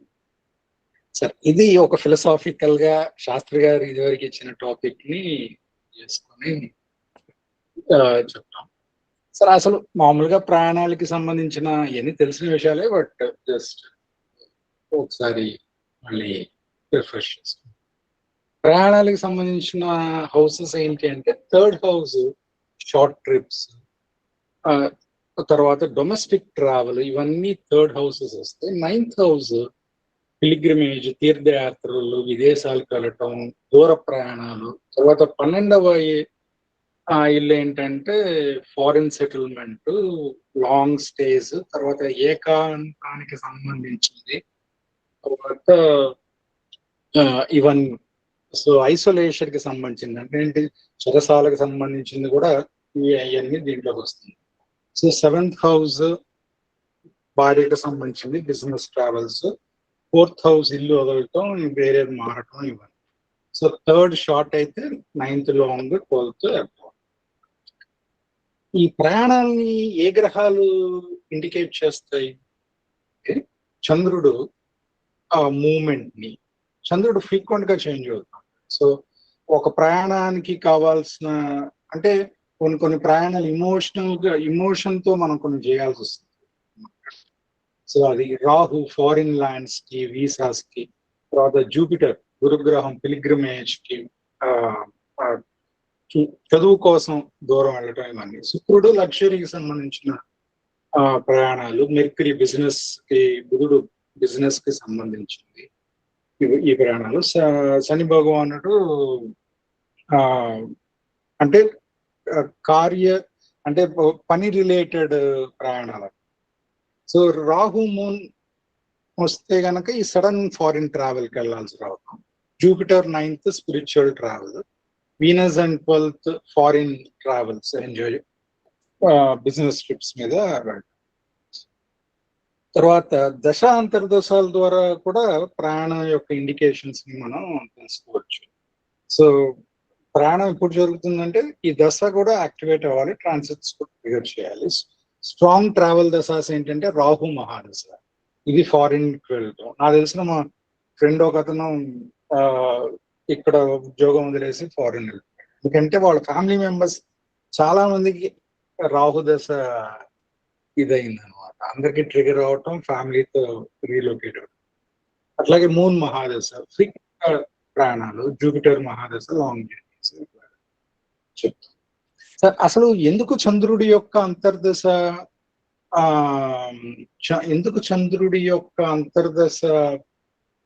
ప్రయాణాలు కలగజేస్తాయి అంటే,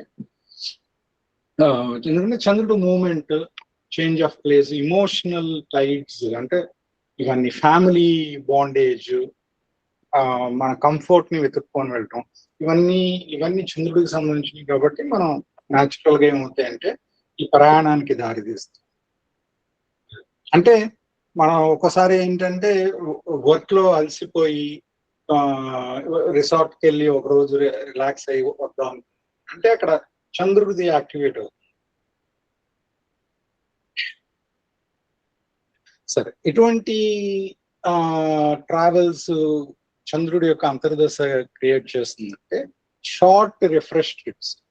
అంటే వీకెండ్ అయితే ఇప్పుడు హైదరాబాద్ లో చాలా మంది ఐటీ ఎంప్లాయీస్ ఏం చేస్తారు, వీకెండ్ అయితే దగ్గరగా ఉన్న ప్రదేశాలకి వెళ్తారు. సో వీకెండ్ ట్రావెల్స్ ఇవన్నీ షార్ట్ రిఫ్రెష్. అట్లాగే ఫ్యామిలీ డ్రివెన్ ట్రావెల్, చంద్రుడు ఫ్యామిలీని రిప్రజెంట్ చేస్తారు కాబట్టి ఫ్యామిలీతో కలిసి వెళ్ళటం, లేకపోతే సో ఎవరో మన సోదరులు సహోదరులు ఉంటే వాళ్ళ దగ్గరికి వెళ్ళటం. Temple or pilgrimage travel. తర్వాత హెల్త్ వెల్నెస్ ట్రావెల్ అంటే ఏంటి, జస్ట్ రెజోమినేట్ అవ్వడం, ఏదో ఆయుర్వేదిక్ ట్రీట్మెంట్ తీసుకోవడం, ఇటువంటి mother related travels, emotional reset travels. ఈ చంద్రుడు అంతర్దశ ఫారిన్ ట్రావెల్ కి మామూలుగా ఇండికేట్. చంద్రుడు అంతర్దశ కనుక రాహు 12th 9th తో కలిస్తే అప్పుడు ఫారిన్ కి యాక్టివేట్. సో అట్లాగే ట్రావెల్ ఎప్పుడు గ్యారంటీ అవుతుందంటే షార్ట్ ట్రిప్స్ కి ఇవన్నీ తెలిసిందే. 9th అయితే లాంగ్ ఫారిన్. సో వీనస్ వచ్చినప్పుడు కొంచెం బిజినెస్ ట్రిప్, లీజర్ ట్రావెల్. అట్లాగే సైకలాజికల్ సిగ్నేచర్ ఎట్లా ఉంటది అంటే చంద్రుడి యొక్క అంటే ఫ్యామిలీ సెంట్రిక్ గా ఉంటుంది. అంటే కొంచెం పీస్ఫుల్ గా ఇమోషన్స్ తో ఉన్న ట్రావెల్ అవుతుంది. ఇది చంద్రుడి యొక్క అంతర్దశలో ఇటువంటి కెరియర్ రీలొకేషన్ ఇవన్నీ జరుగుతుంది, ఎందుకంటే వాటికి కాంబినేషన్ సాటర్న్. అట్లా లగ్జరీ, వీనస్, ఫారిన్ సెటిల్మెంట్ అయితే వీటితో కనెక్షన్స్ ఉన్నప్పుడే ఇవి ఇదవుతుంది. సో మేజర్ గా అట్లాగే నెక్స్ట్ ఇది గోచారం. గోచారం ద్వారా ప్రయాణాలు. సో అవి ట్రాన్సిట్ ఇండికేటర్స్ ఏంటంటే జూపిటర్ 9th 12th ట్రాన్సిట్స్, అట్లాగే Saturn 12th transits. Next Jupiter యొక్క ట్రావెల్, జూపిటర్ ది ఇంపాక్ట్ ఎట్లా ఉంటుంది ఎందుకంటే జూపిటర్ ఎక్స్పాన్షన్ ప్లానెట్, అట్లాగే విజ్డమ్ కి ఇవన్నీ ఇచ్చే ప్లానెట్స్ కాబట్టి ఇవన్నీ సాధారణంగా ఎడ్యుకేషన్ జర్నీస్, తీర్థయాత్రలు, ఇవన్నీ ఉద్యోగ రీత్యా ఉండేటటువంటి ట్రావెల్స్ ఇవన్నీ కూడా జూపిటర్ తో అసోసియేట్. తర్వాత ఉదాహరణకి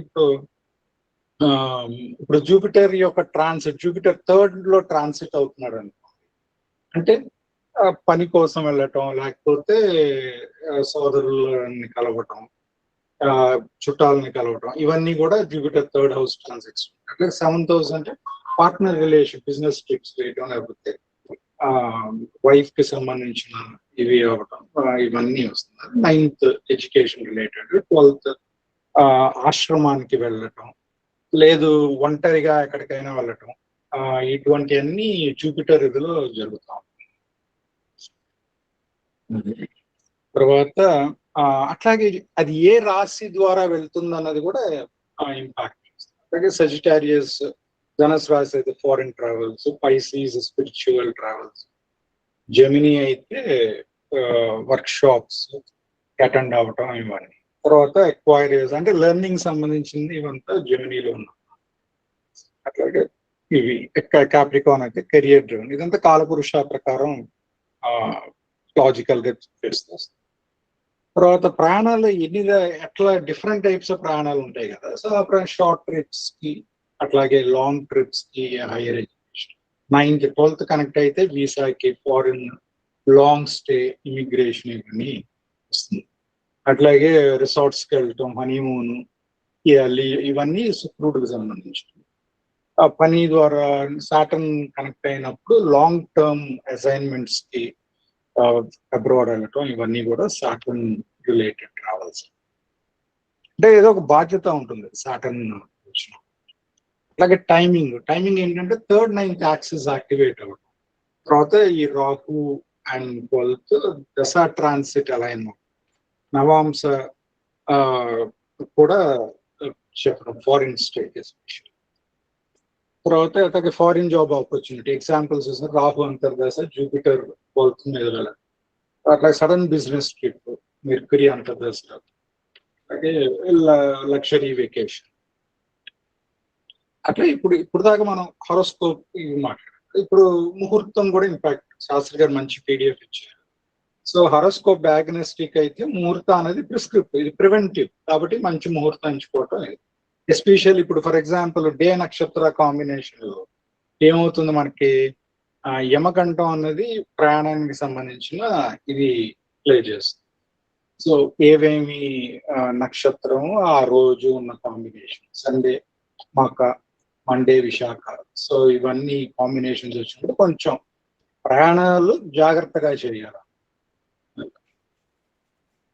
ఉదాహరణకు ఒక మంచి కేస్ స్టడీ ఏంటంటే ఎర్న్స్ట్ విల్హెమ్ అనే ఫారినర్, ఈయన మంచి బుక్స్ రాశారు. ఈయన రాసిన ముహూర్తం బుక్ లో launching of the Titanic case స్టడీని చెప్పారు అనమాట. ఇది నేను ఇక్కడ పెట్టాను. సో ఇది ఒక బెస్ట్ ఎగ్జాంపుల్ అన్నమాట. ఈ టైటానిక్ షిప్ ఎందుకు ఇది అయింది, ఆ ముహూర్తం గురించిన మంచి ఎగ్జాంపుల్. ఇంతేనండి చెప్పవచ్చు. Thank you very much. చాలా మంచి ఇన్ఫర్మేషన్ ఇచ్చారు సార్. ఇది ప్రయాణాలు అంటే ముహూర్త భాగమే కాకుండా జాతక భాగంలో కూడా ఒక జాతకుడికి తన జాతకం ప్రకారం ఎలాంటి ప్రయాణాలు ఉంటాయి. ఎందుకంటే ముఖ్యంగా ఈ మధ్యన వచ్చి అందరూ అడుగుతుంటారు కదా, నేను ఫారిన్కి ఎప్పుడు పోతాను నాకు చెప్పండి అంటారు. అలాంటివి చెప్పడానికి చాలా మంచి ఉపయోగపడుతుంది. మంచి సమాచారం. ఎవరో ఫస్ట్ స్లైడ్ అడిగారు, చాట్ లో క్వశ్చన్స్ ఉన్నాయండి. ఎవరైనా ప్రశ్నలు ఏమైనా ఉంటే అడగండి, ఏం ప్రాబ్లం లేదు. సురేష్ గారు ప్రొజెక్ట్ చేసిన దాని మీద ఎవరికైనా సందేహాలు, ఏదైనా అనుమానాలు ఉంటే అడగండి. ఓకే, ఫీడ్బ్యాక్ ఏమంటారా సార్? ఇవ్వండి. నాకు రవి మహాదశలో రాహు అంతర్దశ జరుగుతుందండి. నాకు చంద్రరాహువులు టైట్ కంజంక్షన్ అన్నమాట. నేను 3 రోజుల్లో విదేశాలకు వచ్చేసాను సార్. జస్ట్ 3వ రోజు క్రితం నాకు విదేశం అంటే ఏంటో తెలియదు. నాకు ఆలోచన లేదు, అవగాహన లేదు. అక్టోబర్ 1వ తారీఖు నేను మద్రాసులో ఉన్నానండి. అక్టోబర్ 3వ తారీఖు నేను సింగపూర్లో ఉన్నాను సార్. వెరీ సడన్, అనుకోనేం పోలేదు. నాకు అసలు ప్రయత్నం కూడా లేదనమాట. అప్పుడు ఇప్పుడే చూశానండి, నాకు అప్పుడు రవి మహాదశలో రాహు అంతర్దశ జరుగుతుంది. రాహు ఎప్పుడు సడన్ ఇది కలగజేస్తాడండి. రాహు ఎప్పుడు లింక్ అయినా కానీ it will be very sudden అనమాట. ఓకేనండి, థ్యాంక్ యూ. నమస్తే సురేష్ గారు, కొద్దిగా లాస్ట్ స్లైడ్ టైటానిక్ రిలేటెడ్ ఒక్కసారి పెట్టరా, ఒక స్క్రీన్ షాట్ తీసుకుందామని. థ్యాంక్ యూ అండి, థ్యాంక్ యూ.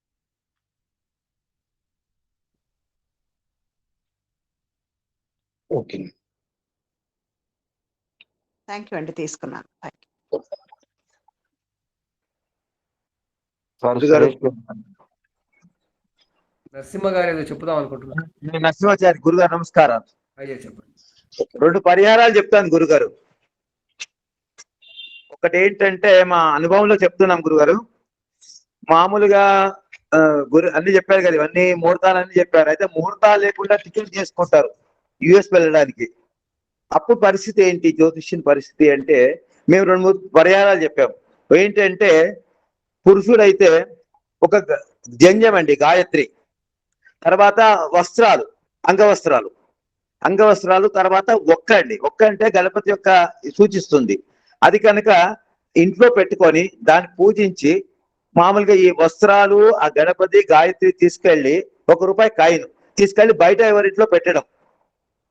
అంటే ఆ సమయానికి, అంటే మంచి ముహూర్తంలో అది తీసుకెళ్ళి వాళ్ళ ఇంట్లో పెట్టడము, పోయేటప్పుడు అది తీసుకొని వెళ్ళడం. ఆ విధంగా చాలా మంది చెప్పాము, సక్సెస్ అయినారండి, ఏమి ఇబ్బంది లేదు. అమావాస్య నాడు ప్రయాణం చేసినటువంటి వాళ్ళు కూడా క్షేమంగా ఇంటికి వచ్చారండి. ఇంకోటి గురుగారు, ఇంకో చిన్నది ఒక పరిహారం, ఇది మంత్రంలా ఉంటుంది. ఏంటంటే రోజు మనం చెప్పవచ్చండి ఇది. ప్రయాణ గరడారూఢే పారజాత హరం హరి సత్యబాబ పతి ధ్యాయేత్ సర్వకార్యార్థ సిద్ధహే. మనం ప్రయాణం చేసేటప్పుడు ఆ కృష్ణుని కనుక స్మరించుకుంటూ వెళ్తే అన్ని కార్యక్రమాలు నిర్విఘ్నంగా జరుగుతాయని చెప్పేసి పెద్దల యొక్క ఇదండి. ఇది మేము పాటిస్తున్నాం, భగవంతుని దయ వలన అనుకూలంగా ఉందండి. నమస్కారం గురుగారు. బాగుంది, మంచి పరిహారాలు చెప్పారు. మీరు ఇంతకుముందు కూడా ఒక మిత్రులు చెప్పారు, అది నిర్గమం అంటారు, నిర్ఘ్యం అంటారు, నిర్గం పెట్టడం అంటారు. అది మంచి రోజున పోయే అవకాశం లేనప్పుడు మంచి రోజు నాడు ఫ్రెండ్ ఇంట్లోనో ఎక్కడో మనం తీసుకెళ్లే బట్టలు కానీ ఏదో కానీ పెట్టొచ్చు. దానికి ఇంకా కాస్త దైవత్వం తీసుకురావడానికి మీరు పూజాది అన్నారు. సాధారణంగా మనం తీసుకెళ్లే బట్టలు మా దగ్గర ప్రస్థానం అంటారు వచ్చారు గురుగారు.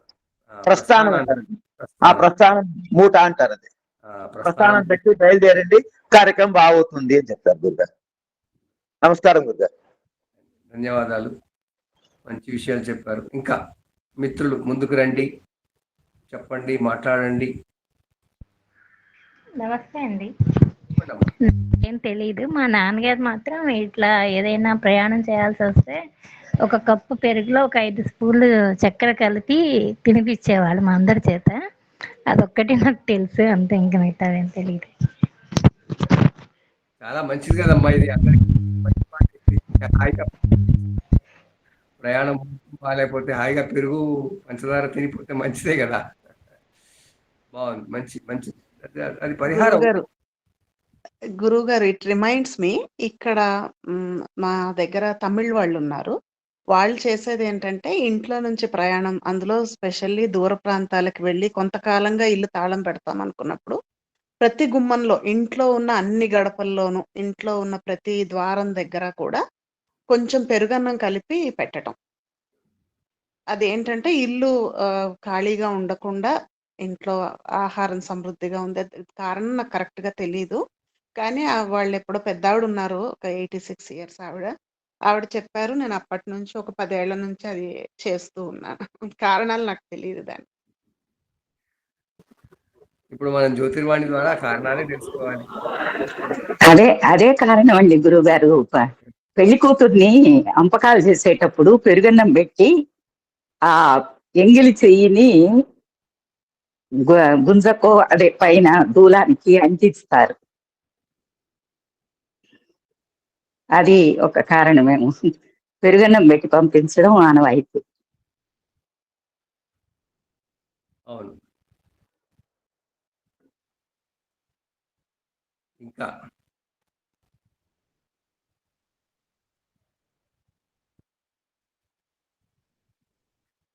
ఇప్పుడు ఎవరో 9వ రోజు 3వ రోజు అని అన్నారు. 3వ రోజు ఏం లేదు, కానీ 9 రోజుల గురించిన ఇది ఉంది. త్రివిధ నవమి అంటారు, 3 రకాల 9లు. దాంట్లో ఒకటి నవమి తిథి. సాధారణంగా ప్రయాణాలకు రిక్త తిథి పనికిరాదు. మనకి నవమి ఒక రిక్త తిథి, దాన్ని వద్దన్నారు. తర్వాత మనం ఎక్కడికన్నా వెళ్ళాలి అనుకున్నప్పుడు అంతకుముందు ప్రయాణం చేసి వచ్చి ఉంటే ఆ ప్రయాణం చేసి వచ్చిన తర్వాత 9వ రోజు పోకూడదు. ఇప్పుడు నేను ఎక్కడికో వెళ్ళొచ్చాను అనుకోండి, ప్రయాణం చేసి వచ్చాను. వచ్చిన తర్వాత మళ్ళీ 8th డే నాడో 7th డే నాడో పోవాల్సి వచ్చింది, వెళ్ళిపోవచ్చు. కానీ 9th డే నాడు 9వ రోజు నాడు పోకూడదు. దీన్ని ప్రయాణ నవమి అంటారు. అంటే ప్రయాణం చేయడం కొరకు అంతకుముందు 9 రోజులు ప్రయాణం చేసి ఉండకూడదు. 3-4 రోజులు చేసి కూడా ఉండొచ్చు, దాంతో వెళ్ళిపోవచ్చు మళ్ళా. అట్లా ప్రయాణ నవమి అంటారు.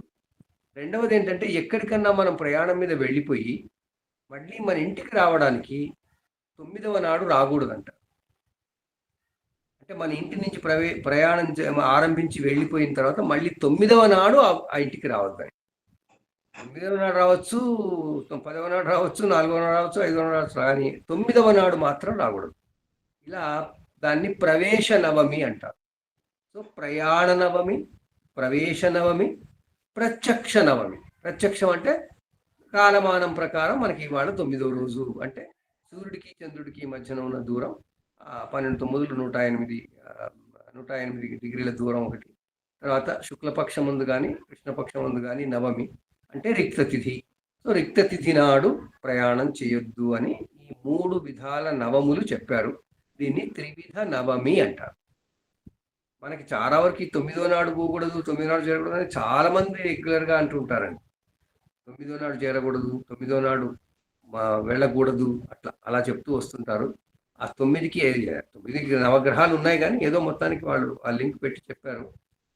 ఈ పాయింట్లన్నీ ఎందుకు అనుకుంటున్నామంటే మంచి ఎన్నో లోతైన మన జ్యోతిష విషయాలని మన నిత్య జీవితంలో అలవోకగా మనం చూస్తున్నాం, వాడుకుంటున్నాం.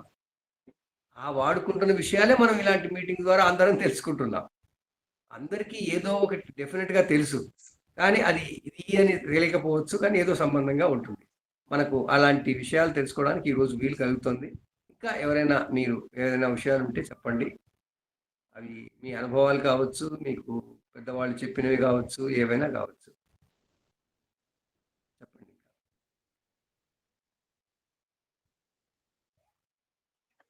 గురువుగారు, ఒక చిన్న సందేహము. చెప్పండి. మామూలుగా దశమి రోజు వివాహ ముహూర్తము అవి పెట్టుకుంటాం, మంచిదే అని. దానికి ముందు రోజు నవం అవుతుంది. మరి ఆ నవమి రోజు ప్రయాణం చేయాల్సిన తప్పనిసరి పరిస్థితి ఏర్పడుతుంది. దీన్ని ఎలా చూస్తాం? ఇప్పుడు దశమి నాడు ముహూర్తం పెట్టుకుంటున్నప్పుడు ప్రయాణం ఉండే అవకాశం ఉన్నప్పుడు పెట్టుకోవద్దు. అది అంటే ఇప్పుడు వివాహం పెట్టుకున్నప్పుడు వివాహానికి ముందు రోజు ప్రయాణం చేస్తారు. వివాహం పరిహారం ఉంది కదా, ఏదో పరిహారం చేసుకోవాలి. ఇప్పుడు ఇంతకుముందు మీరు చెప్పింది ఒక ఉదాహరణ ఉంది, పెరుగు తిని పొమ్మన్నారు. సరే, దానికి ఇంకో పరిహారం ఉంది, ఆ నవమికి ఇంకో వేరే పరిహారం. ఆ పరిహారాలు చేసుకుని వెళ్ళాలి, అంతకన్నా ఏం లేదు అక్కడ. ఇంకా చెప్పండి, వినాయకాచార్యులు గారు అని చెప్తారా? శ్రీ గురుభ్యో నమః. గ్రూప్ సభ్యులందరికీ, గ్రూప్లోని గురువులందరికీ నమస్కారము. గురువు గారు, నేను ఇలాంటి మీటింగ్లోనే ఒక జ్యోతిషానికి సంబంధించినటువంటి మీటింగ్లో విన్నాను. మనం ముఖ్యమైన ప్రయాణం చేస్తున్నప్పుడు మన మొహం మనమే మిర్రర్లో, అంటే అద్దంలో చూసుకొని కొంచెం స్మైల్ చేసి అలా కొంతసేపు ఉండి వెళ్ళడం వల్ల ఆ ప్రయాణం సుఖవంతము, సక్సెస్ అవుతుంది అనేసి కూడా చెప్పారు. అది నా అనుభవంలో కూడా రుజువు అయ్యింది గురుగారు. మంచి మాట చెప్పారండి. చాలా సింపుల్, ఇది అందరూ హాయిగా చేసుకోవచ్చు. ఏ ప్రయాణానికైనా చేసుకోవచ్చు, మనల్ని మనం చూసుకుని నవ్వుకొని పోవడమే కదా. ఏ ప్రయాణం చేసుకోవచ్చు. ఇంకొక విషయం ఏమంటే, అంటే పుట్టింటి ఆడబిడ్డని పంపిస్తాం కదా, అది కూడా చాలా వరకు అపోహలు ఉన్నాయి. చాలా వరకు దాని గురించి కూడా కొంచెం తెలియబరిస్తే విందామనేసి అనుకుంటున్నాం గురుగారు. ధన్యవాదాలు. పుట్టింటికి ఆడపడుచుని పంపడము అంటే మామూలుగా ఆడపిల్లని ప్రయాణానికి పంపించడం, ఆడపిల్లతో పాటు ప్రయాణం కోసం పంపడం. దానికి సాధారణ ప్రయాణ నియమాలే ఉంటాయి, ఆడపడుచుకుంటూ ఏం లేదు. కాకపోతే ఈ గర్భవతి అయినటువంటి అమ్మాయిని ఇంటికి తెచ్చుకోవడానికి తల్లిగారు వాళ్ళు, అలాంటి వాటికి కొన్ని నియమాలు ఉన్నాయి. అది ప్రత్యేకమైన విషయంగా జ్యోతిష్ శాస్త్రంలో చెప్పబడింది. దానికి సంబంధించినవి కండిషన్స్ ఏవో ఉంటాయి. ఆ రోజు ఆ అమ్మాయిని తెచ్చుకోవడానికి ఎప్పుడు తెచ్చుకోవచ్చు, మామూలుగా తల్లిదండ్రులు అమ్మాయిని తీసుకెళ్తారు కదా, ఆ ప్రాసెస్లో ఉంటాయి. కానీ నార్మల్గా ఆడపడుచు దేనికి ఏం లేదు. కాకపోతే ఈ మంగళవారం నాడు, శుక్రవారం నాడు ఆడపడుచుని పంపకూడదు. ఇవన్నీ లోకాచారంగా వచ్చినవి. ఇది ఎలా వచ్చింది? ప్రయాణానికి సంబంధించిందా అనుకుంటే కాకపోవచ్చు. అది బహుశా ఆ వారాలు మంచివి కావు కాబట్టి వారాలకు సంబంధించి ఉండొచ్చు. శుక్రవారం అంటే మనకేదో లక్ష్మి అని, ఆ లక్ష్మి పోతుందని అట్లాంటి వ్యవహారాలు కావచ్చు.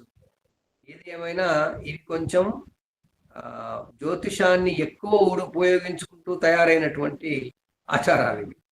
ఆ ఆచారాలు ఎవరో లోకల్గా ఎవరో దాన్ని చేసి ఉంటారు. దాని ప్రకారం కొన్ని వచ్చి ఉంటాయి. లేదా దాని వెనకాల జ్యోతిషంలో కూడా ఎక్కడో ఏ ధర్మశాస్త్రంలోనో జ్యోతిషంలోనో ఉండి ఉంటాయి. అయితే మనకి ఇప్పుడు అవన్నీ మనం కలెక్ట్ చేయాలి. అసలు కలెక్ట్ చేసి దానికి దాని శాస్త్రీయత ఏంటి అనేది చూసి, ఏ గ్రంథంలో ఉంది అనేది చూసి దాని ప్రకారం మనం చేసుకోవచ్చు. ఆలోచన లేదు, చేసుకుందాం. అలాంటివి కూడా చేద్దాం, ఏముంది. బాగుంది. ధన్యవాదాలు గురుగారు. గురుగారు నమస్కారం. చెప్పండి. గురుగారు, మీరు ప్రయాణం గురించి ప్రస్తావించినప్పుడు అంటే నా పర్సనల్గా నేను కొన్ని అబ్జర్వ్ చేశాను గురుగారు. జాతకం పరంగా మన జన్మ జాతకంలో గురువు ఎక్కడో అక్కడ ప్లేస్ అయి ఉంటాడు గురుగారు. ఈ గురువు మీదకి మనకి 24 గంటల్లో ఒక రోజులో లగ్నం వస్తుంది. అంటే సపోజ్ మేష లగ్నంలో 10 డిగ్రీల దగ్గర గురువు ఉంటే, అదే మేష లగ్నంలో 10 డిగ్రీల దగ్గర లగ్నం వచ్చినప్పుడు అక్కడ మొదలయ్యి ఏదైనా పని చేసినప్పుడు, ప్రయాణం చేసినప్పుడు సుఖవంతంగా అవుతుంది గురువుగారు. నేను చాలాసార్లు టెస్ట్ చేశాను, మా ఫ్రెండ్స్కి చెప్పి కూడా చూశాను. అలా నాకు చాలా బాగా అనిపించింది అక్కడ. ఒకవేళ కేవలం గురువు మీదే కాదు, అక్కడ ట్రైనల్లో అంటే సింహంలో 10 డిగ్రీలు, మళ్ళీ ఇక్కడ ధనుసులో 10 డిగ్రీలు, అంటే ట్రైనల్లో కూడా ఆ గురువు తాలూకా ఇంపాక్ట్ అనేది చాలా బాగా వస్తుంది గురుగారు. దాంతోపాటు నేను యాదృచ్ఛికంగా ఒక టెంపుల్లోకి వెళ్ళి అక్కడ బాజా భజంత్రీలు వాయిస్తున్నప్పుడు ఎందుకు ఈ లగ్నం తీసు, నా యొక్క బుధుడి మీద లగ్నం ఉంది గురుగారు. అంటే ఇక్కడ ఉన్న ఎంతమంది ఉంటే అంతమంది ఒక్కసారి మీరు ప్రయత్నం చేయండి, చూడండి. కొన్ని సిచ్యువేషన్స్ చూసినప్పుడు జాతకంలో, జన్మ జాతకంలో గ్రహాల మీద లగ్నం వచ్చినప్పుడు పరిస్థితులు ఎలా ఉంటుంది అనేది నాకు చూసినప్పుడు యాజ్ ఇట్ ఈజ్గా దానికి సంబంధించిన అంటే కార్యక్రమాలు జరగడం నేను గమనించాను. అట్లా ఒకసారి కుజుడి మీద నేను కావాలని టెస్ట్ చేద్దామని నేను వెళ్ళాను గురువుగారు బజార్కి. అనుకోకుండా నాకు అక్కడ గొడవ అయింది. కుజుడి మీద లగ్నం పెట్టుకొని, యాక్చువల్గా మిథునంలో సపోజ్ ఒక 20 డిగ్రీల దగ్గర కుజుడు ఉంటే కరెక్ట్గా అక్కడే లగ్నం వచ్చినప్పుడు నేను బయలుదేరి వెళ్ళాను అనమాట. అలా ఇదే ప్రయాణానికే కాదు, దేనికైనా కానీ గురువు అనేవాడు పూర్ణ శుభుడు కాబట్టి అది వర్కౌట్ అవుతుంది. ఇలానే ఒక వ్యక్తి నా దగ్గరకు వచ్చి, నా దగ్గర బంగారపు చైన్ మిస్ అయిపోయింది, అది నాకు ఇప్పుడు టెన్షన్గా ఉందంటే, అప్పటికి గురువు దాటిపోయాడు, మళ్ళీ గురువు రావడానికి మళ్ళీ రేపు అంటే తర్వాత రోజు ఉదయం అవుతుంది. సరే మీ 9th లార్డ్ ఎవరంటే సన్ అని చెప్పారు, ధనుర్ లగ్నం. మీరు పని చేయండి, ఆ సన్ మీద అంటే వాళ్ళకి వర్గోలో కన్యలో 10 డిగ్రీల దగ్గర సూర్యుడు ఉంటే అక్కడ ఆ వర్గో లగ్నం వచ్చినప్పుడు ఆ సూర్యుడికి 10 డిగ్రీల ఉన్నప్పుడు మొదలు పెట్టండి, మీకు దొరికే అవకాశాలు ఉన్నాయంటే ఖచ్చితంగా ఒక 10-20 నిమిషాలకల్లా అక్కడి నుంచి ఆ టయానికి మొదలు పెడితే సార్ 10-20 నిమిషాల్లో వాళ్ళకి ఆ గొలుసు ఎక్కడైతే పోయిందో కనపడింది అన్నమాట. అది నాకు అంటే మనం జన్మ తీసుకున్నాము, 159 లార్డ్స్ మనకి సపోర్ట్ చేస్తాయి. ఖచ్చితంగా గురువు అనే కాదు, ఆ 159 లార్డ్స్ మనకి సపోర్ట్ చేసిన ఏ ప్లానెట్ అయినా కానీ మనం అక్కడ లగ్నం పెట్టుకొని కనీసం ట్రైనర్లో పెట్టుకొని మనం కనుక వెళ్తే గురువు గారు నాకు చాలా అక్కడ మంచి మంచి రిజల్ట్ కనపడ్డాయి. ఇది positive incident sir. Negative incident నేను ఒక్కటి చూశాను. ఏంటంటే మాకు తెలిసిన రిలేటివ్ ఒకతను, ఆయన హాస్పిటలైజ్ అయ్యి ఉన్నారు. నన్ను వెళ్ళమని అడుగుతున్నారు నన్ను. నేనేంటంటే అనుకోకుండా నా యొక్క కేతు ఎక్కడైతే ఉన్నాడో ఆ కేతు మీద లగ్నం వచ్చింది. నేను ఇంకా అరగంట పోస్ట్ పోన్ చేద్దామంటే వాళ్ళు ఖచ్చితంగా మీరు వెళ్ళాలి అన్న సిచ్యువేషన్లో ఉంది. నేను ఇక తప్పనిసరి పరిస్థితుల్లో హనుమాన్ చాలీసా చదువుకొని నేను బయలుదేరి బస్ స్టాండ్ దాకా వెళ్ళిన తర్వాత నాకు వచ్చిన వార్త ఏంటంటే, నేను భయపడుతున్నట్టే ఆ కేతు అక్కడ లగ్నం మీద వచ్చింది. ఆయన ఆల్రెడీ వెళ్ళిపోయారు, ఆ ముందు రోజు నైటే వెళ్ళిపోయారు. కాకపోతే నాకు మిస్కమ్యూనికేట్ అంటే వాళ్ళ వైఫ్కి తెలియదు, అంటే మా పెద్దమ్మకి, కానీ నన్ను హడావుడికి పంపించింది. తర్వాత ముందు రోజు వెళ్ళిపోయారు. అరే నేను ఆ కేతు రాకూడదే అని కొంచెం అరగంట పోస్ట్ పోన్ చేద్దామన్నా నా వల్ల కాలేదు గురుగారు. అంటే నేను ఈ సంఘటనలు చూసి నేనేం అర్థం చేసుకున్నానంటే, కొన్నిటి మాత్రమే ఆ లగ్నాన్ని మనం ఫిక్స్ చేసుకున్నంత కొన్ని కార్యక్రమాలను మనం యాదృచ్ఛికంగా మనం వెళ్ళాల్సి, అంటే అనుకోకుండా మనం వెళ్ళాల్సిన సిచ్యువేషన్ వస్తుంది. కాబట్టి ఆ ప్లానెట్స్ ఏమేమి ఉన్నాయని చెప్పేసి చూసుకొని వెళ్తే బెటర్ అని అంటే నాకు అనిపించింది. అది గురువుగారు. అలానే శుక్రుడి మీదకి వెళ్ళినప్పుడు కొంచెం ఎంటర్టైన్మెంట్ థింగ్స్ నేను గమనించాను. అట్లా ప్రతిదీ అలా జరుగుతున్నాయి గురువుగారు. అది నా పర్సనల్ ఇది. దాన్ని ఇంకా ఎన్హాన్స్ చేద్దాం, ఇంకా ఇంకా పూర్తి స్థాయిలో ఇంకొంచెం మందికి తెలియజేసి ఇలా చేద్దాం అంటే నాకు ఇవాళ ఈ వేదిక నాకు సహాయపడింది. మీరు మీ ఎక్కువ మంది ఇది చూసి దాన్ని ఎంతవరకు ఇది చేస్తారో చెప్తారని చాలా అనుకుంటున్నాను. మంచిది. దీనికి మనకు ఉన్న ఒకే ఒక పరిమితి ఏంటంటే ఈ జాతకం విషయంలో కాస్త అవగాహన ఉండాలి. ఏ గ్రహం డిగ్రీ దగ్గర ఉంది, ఆ డిగ్రీ రోజులో ఎప్పుడు వస్తుంది, అవును, ఆ అవగాహన రావాలి, ఆ అవగాహన ఉండాలి. మనం ఈ రోజుల్లో జ్యోతిషం నేర్చుకునే వాళ్ళకి ఇలాంటి అవగాహన పెట్టుకోరు. ఏమైనా థియరిటికల్ గా ఇది అది ఏది అనుకుంటూ పోతారు, కానీ మీరు ప్రాక్టికల్ గా చూస్తారు. మీ జాతకంలో ఉన్నది ఫిక్స్ చేసుకున్నారు. ఫస్ట్ అది మనకి ఫిక్స్డే కాబట్టి కనబడుతుంది. సో ప్రతిరోజు మంచి పనులు చేయడం ఏంటి అంటే, మంచి జరగడం కోసం మీ జాతకంలో గురువు ఎక్కడ ఉన్నాడో ఆ డిగ్రీ రాసి పెట్టుకోవడం, ఆ రాశి రాసి పెట్టుకోవడం. అది ప్రతిరోజు ఎక్కడ వస్తుందో మనకు తెలుస్తుంది. అప్పుడు అవునవును, వాళ్ళ వృషభ రాశితో ఆరంభమైంది రోజు. వృషభ రాశి పొద్దున పూట ఉంటుంది. నాకు జాతకంలో వృషభంలో గురువు ఉంటే నేను పనులన్నీ పొద్దున పూట చేసేసాను. అవునవును. అట్లా మనం ఒక టేబుల్ తయారు చేసుకోవచ్చు. దాన్ని పట్టుకొని ఇది ఈ పాయింట్ తో మనం వెళ్ళొచ్చు. ఒక మంచి ఆలోచన. జ్యోతిషాన్ని వాడుకోవడం, నిత్య జీవితంలో వాడుకోవడానికి ఒక మంచి ఏమంటారు దాన్ని, ఆలోచన చెప్పారు, ప్రతిపాదన కూడా చేశారు. బాగుంది, మంచిగా ఉంది.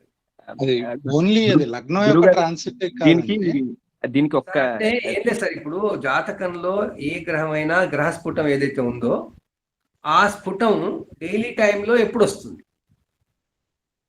ఇప్పుడు ఇవాళ 9 గంటలకు నేను బయలుదేరదాం అనుకుంటున్నాను. 9 గంటలకి లగ్నం ఏముండబోతోంది. ఆ లగ్నం ఏముంటుంది అంటే ఏదో ఒక డిగ్రీ ఉంటుంది కదా, ఏదో ఒక రాశిలో. ఆ డిగ్రీ మీరు చెప్పింది ఏంటంటే, గురువు మీ జాతకంలో ఏ డిగ్రీలో ఉన్నాడో ఆ డిగ్రీ లగ్నం చూసుకోండి. ఇప్పుడు గురువు సపోజ్ ఒక జాతకంలో 15 డిగ్రీల దగ్గర ఉన్నాడు, కుంభంలో ఉన్నాడు అనుకోండి. సో కుంభంలో 15 డిగ్రీల అప్పుడు ఏ లగ్నం వస్తుంది, ఆ లగ్నానికి వెళ్ళమంటున్నారు. వెళ్తే మనకి మంచి జరుగుతుంది అని. అంటే గురువు గారు అంటే ఓన్లీ ఇది జూపిటర్ కి ఒక్కటే కాదండి. అంటే ఇది నేను కామన్ గా అప్లై చేసే టెక్నిక్. ఫర్ ఎగ్జాంపుల్ మా అమ్మమ్మ గారు కాలం చేసే ఇయర్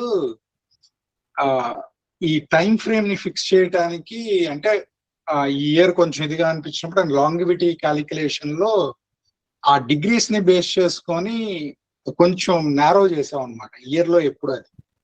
ఎందుకంటే డిగ్రీస్ సో అన్ని ప్లానెట్స్ కి అది ఇది చేస్తుంది. అంటే Ketu transit on my natal Ketu and moon, అట్లాగే రాహు ఎక్కడున్నాడు. సో ఈ ప్రతి యొక్క డిగ్రీస్ మనం లెక్కలోకి తీసుకోవాలి. అన్ని ట్రాన్సిట్స్, ఆయన లగ్నం ఒక్కటి అన్నారు, బట్ మిగిలిన ప్లానెట్స్ లగ్నం కాదు. ఆయన చెప్పింది ఏంటంటే, ఏదైనా మంచి పని చేయడానికి పోతున్నా అంటే గురువు ఏ డిగ్రీలో ఉన్నాడో ఆ టైంకి నేను వెళ్ళాను. ఓకే, గురువు మీదకి ఆయన లగ్నం ట్రాన్సిట్ అన్నట్టున్నారు కదా. లగ్నం ట్రాన్సిట్ అంటే మనం వెళ్ళే సమయం లగ్నం. ఓకే, అది మన లగ్నం కాదు. మన లగ్నం ట్రాన్సిట్. ఓకే, అది నాకు ముందు అలాగే అర్థమైంది. అదే కదండి అదే సార్ గురువుగారు, నేను చెప్పింది అదే. అంటే ఖచ్చితంగా మీరు కుంభంలో 15 డిగ్రీలు అంటే ఖచ్చితంగా కుంభంలో లగ్నం రావాల్సిన అవసరం లేదు. అక్కడి నుంచి ట్రైన్ లో మిథునంలో 15 వచ్చినా అది మళ్ళీ ఆ కండిషన్ వేరే, అది వేరే. అది ఎగ్జాంపుల్ చెప్తున్నా. కుంభంలో మీరు ఏదైతే చెప్పారో అది 100% నేను అదే చెప్పింది గురువు గారు. దీనికి ఒక చిన్న పాయింట్ యాడ్ చేద్దాం అనుకుంటున్నా, ఇంట్రెస్టింగ్ పాయింట్. మనం నిద్రపోతున్నప్పుడు మనకి కళ్ళు వస్తుంటాయి గురుగారు. అవి మంచి కళ్ళు అవ్వచ్చు, చెడు కళ్ళు అవ్వచ్చు. నేనే మామూలుగా నాకు సడన్ గా మెలకు వచ్చినప్పుడు టైం నోట్ చేసి పెట్టుకునేవాడిని.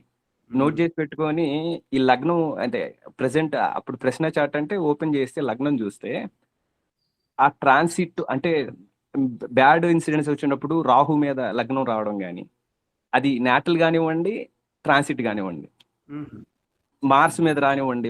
యాక్చువల్గా రీసెంట్ ఒక 10 days బ్యాక్ మా ఫ్రెండ్తో గొడవైనట్టు వచ్చింది గురుగారు. ఎర్లీ మార్నింగ్ నేను భయపడి లేస్తే ఓపెన్ చేస్తే లగ్నం ఏదైతే ట్రాన్సిట్ మార్స్ ఎక్కడైతే ఉన్నాడో అక్కడే లగ్నం వచ్చేసింది. అసలు నాకు ఆశ్చర్యం వేసిందనమాట. ఆహా! అంటే ఇంకొకటి ఇక్కడ డిస్కస్ చేయకూడదు. కానీ నేను చెప్తా. యూరినేషన్‌కి మనం వెళ్ళాల్సినప్పుడు కూడా మనం చాలామంది అది ఎళ్ళొచ్చులే అని కొంచెం తాత్సారం చేస్తాం నిద్రపోయేటప్పుడు. యాజ్ ఇట్ ఈస్‌గా మనం ఏదో ఒక పాయింట్ వస్తది. Peak point. మనం లేసి మనం వెళ్ళాల్సిన అవసరం వస్తది. అక్కడ నేను చూసినప్పుడు అక్కడ రాహు ట్రిగ్గర్ చేస్తున్నాడు. అక్కడ రాహు మీద లగ్నం కావడం గాని, ఏదో ఒకటి ఇట్లాంటి ప్లానెట్స్ ఇది అవ్వడం గాని నేను చూసా గురుగారు. అది కొంచెం నువ్వు యాడ్ చేద్దాం. జ్యోతిష ప్రభావం అన్ని విషయాల్లోనూ ఉందని ప్రూవ్ అవుతోంది. అది బాగుంది. అది అట్లా చెప్పండి కృష్ణేశ్వర్ గారు. అది గురువుగారు. అంతే. థ్యాంక్ యూ గురువుగారు. Thank you. అందరికీ రేపు 24వ తేదీ నాడు మన జ్యోతిర్వాణి సదస్సు ఉంది. అందరికీ ఆహ్వానం. వివరాలన్నీ మళ్ళీ గ్రూపుల్లో పెడతాం. కానీ తప్పకుండా రండి, అందరూ రండి. ఈ ఉస్మానియా యూనివర్సిటీ హైదరాబాద్లో డిస్టెన్స్ సెంటర్ అని ఉంది. దాంట్లో ఉండేటువంటి హాల్లో ఉంటుంది. అందరూ వస్తే అందరం హాయిగా కలుద్దాం. ఆ రోజంతా మనం మన జ్యోతిష సదస్సును నిర్వహించుకుందాం. ఒకసారిగా ఇంతమంది మాట్లాడుతున్నప్పుడు ఆ విషయం ఎందుకో తట్టింది, నేను చెప్పాలని. కృష్ణ కిషోర్ గారు ఏమైనా చెప్తారా? గురుగారు నమస్కారం అండి. గ్రూప్లో గురువులందరికీ నమస్కారం. అంటే ఇది ప్రయాణాలకు సంబంధించి టాపిక్ కదండి, నేను స్టార్టింగ్ నుంచి లేను, క్షమించండి. ప్రయాణాలు జ్యోతిషం అన్న టాపిక్లో తీసుకున్నాము. ప్రయాణం చేయడానికి ముహూర్తాలు కావచ్చు, జాతకంలో ప్రయాణాలు కావచ్చు, ఏదైనా కావచ్చు. సో జ్యోతిషం, ప్రయాణాలు ఆ రెండు. మనకి సురేష్ గోపాల్ గారు మన జీవితమే ఒక ప్రయాణం కాబట్టి పుట్టక ముందు నుంచి పుట్టిన తర్వాత కూడా అలా చెప్పుకుంటూ వచ్చారు. జాతకంలో ఎప్పుడెప్పుడు ఎలా ఉంటే, ఏ గ్రహాలు ఉంటే జాతకాల్లో ఆ జాతకుడికి ప్రయాణ యోగాలు ఉంటాయి. ఎంత ప్రయాణ యోగాలు అనొచ్చు. ప్రయాణ యోగాలు అటు ముహూర్తం పరంగా ప్రయాణం చేయడం గురించి మాట్లాడుకున్నాం, ఇటు మాట్లాడుకున్నాం. దానికి సంబంధించి ఏమైనా మాట్లాడాలంటే చెప్పండి. కొన్ని కాంబినేషన్స్ ప్రయాణాలకి మంచివి కాదు అన్నట్టుగా ఏదో రిఫరెన్సెస్ రాసుకున్నానండి. చిన్న ప్రెజెంటేషన్ గా చూపించమంటే చూపిస్తా గురుగారు. చూపించండి, మనకు టైం ఉంది కదా ఇంకా. గురుగారు స్క్రీన్ కనిపిస్తుందండి? ఇంకా గురుగారు కనిపిస్తుంది. గురుగారు ఇది అతి ముఖ్యమైన కొన్ని ఈ కాంబినేషన్స్ ప్రయాణాలకి మంచిది కాదు అన్నట్టుగా రిఫరెన్సెస్ నోట్ చేసుకున్నా గురుగారు. దగ్ధయోగాలు అని చెప్పి సోమవారం ఏకాదశి చిత్తా నక్షత్రంలో, మంగళవారం పంచమి ఉత్తరాషాఢ నక్షత్రం, బుధవారం తదియ ధనిష్ట నక్షత్రం. అంటే ఆల్రెడీ తెలిసే ఉండొచ్చు అందరికీ, కానీ జస్ట్ ఒక్కసారి జస్ట్ చూపిస్తున్నా అంతే గురుగారు, అందరికీ తెలిసే ఉండొచ్చు ఇది. గురువారం షష్ఠి ఉత్తర ఫల్గుని, శుక్రవారం అష్టమి జ్యేష్ఠ, శనివారం నవమి రేవతి, ఆదివారం ద్వాదశి భరణి. ఇవి దగ్ధ యోగాలుగా ఇచ్చారు మనకి ఋషులు. ఇక విషయోగాలు సోమవారం షష్ఠి, మంగళవారం సప్తమి, బుధవారం విదియ, గురువారం అష్టమి, శుక్రవారం నవమి, శనివారం సప్తమి, ఆదివారం చవితి. అలాగే హుతాసన యోగాలు అని చెప్పి సోమవారం షష్ఠి చిత్తా నక్షత్రం, మంగళవారం సప్తమి, బుధవారం అష్టమి, గురువారం నవమి, శుక్రవారం దశమి, శనివారం ఏకాదశి, ఆదివారం ద్వాదశి భరణి నక్షత్రం. అలాగే యమకంటక యోగాలు అని చెప్పి సోమవారం విశాఖ నక్షత్రం కానీ, మంగళవారం ఆరుద్ర నక్షత్రం కానీ, బుధవారం మూలా నక్షత్రం, గురువారం కృత్తిక, శుక్రవారం రోహిణి, శనివారం హస్త, ఆదివారం మఘ. అలాగే సంవర్త యోగాలు ఆదివారం సప్తమి, బుధవారం పాడ్యమి. అలాగే నిషిద్ధ సర్వకార్యాలకు నిషిద్ధం వచ్చేసి పాడ్యమి ఉత్తరాషాఢ, ద్వితీయ అనురాధ, తదియ ఉత్తరాత్రయం, పంచమి మఘ, షష్ఠి రోహిణి, సప్తమి హస్తమూల, అష్టమి పూర్వభద్ర, నవమి కృత్తిక, ఏకాదశి రోహిణి, ద్వాదశి ఆశ్లేష, త్రయోదశి చిత్త స్వాతి. అలాగే క్రకచ యోగం అంటే వారము తిథి కలిపితే 13 వచ్చేలాగా క్రకచ యోగం అని. ఇలాంటి యోగాల్లో ప్రయాణాలు కావచ్చు లేదా శుభకార్యాలు కావచ్చు, ఇవి మంచివి కాదు, నెగిటివ్ ఎనర్జీ వస్తుంది అన్నట్టుగా ఇవ్వడం జరిగిందండి. జస్ట్ తెలిసిన విషయాన్నే జస్ట్ ఒక్కసారి ప్రజెంటేషన్ చేశాను. ఇదే కాకుండా ద్విపుష్కర త్రిపుష్కర యోగాలు కూడా కొంచెం మంచివి. అంటే ఆ కాంబినేషన్ నెగిటివ్ ఎనర్జీ ఉన్నప్పుడు అంతే డబుల్ ట్రిపుల్ నెగిటివ్ రిజల్ట్స్ ఇవ్వడం, లేదా ఆ కాంబినేషన్ మంచి రిజల్ట్స్ ఇచ్చేటప్పుడు అది కూడా పాజిటివ్, అది నెగిటివ్ అయినా పాజిటివ్ అయినా ద్విపుష్కర త్రిపుష్కర యోగాలన్నీ కూడా ఒక్కసారి చూసుకుంటే మంచిది అన్నట్టుగా తెలిసిన విషయాన్ని ఒక్కసారి చెప్పాను అంతే గురుగారు. థ్యాంక్స్ అండి, ధన్యవాదాలు. ధన్యవాదాలు. మీరు పెట్టిన ఎలాగో చేశారు కదా, అది గ్రూప్ లో పెట్టండి, అందరికి పంచేస్తాను. అలాగే గురుగారు, Group లో షూర్. పెట్టండి. మిగతా ఎందుకంటే అన్ని రకరకాల యోగాలు ఉన్నాయి, కాకపోతే మంచి చేసే యోగాలు ఇంకా రాసి పెట్టలేదు మీరు, అవి కూడా రాయండి. అలాగే గురుగారు, థ్యాంక్స్. ఇవన్నీ ప్రికాషన్స్ ప్రయాణానికి అన్నట్టుగా. Thank you Guru. కరెక్ట్. అలాగేనండి. అన్ని కనుక్కుందాం, అన్ని పెట్టుకుందాం. ధన్యవాదాలు. ఇంకా నాగకుమారి గారు.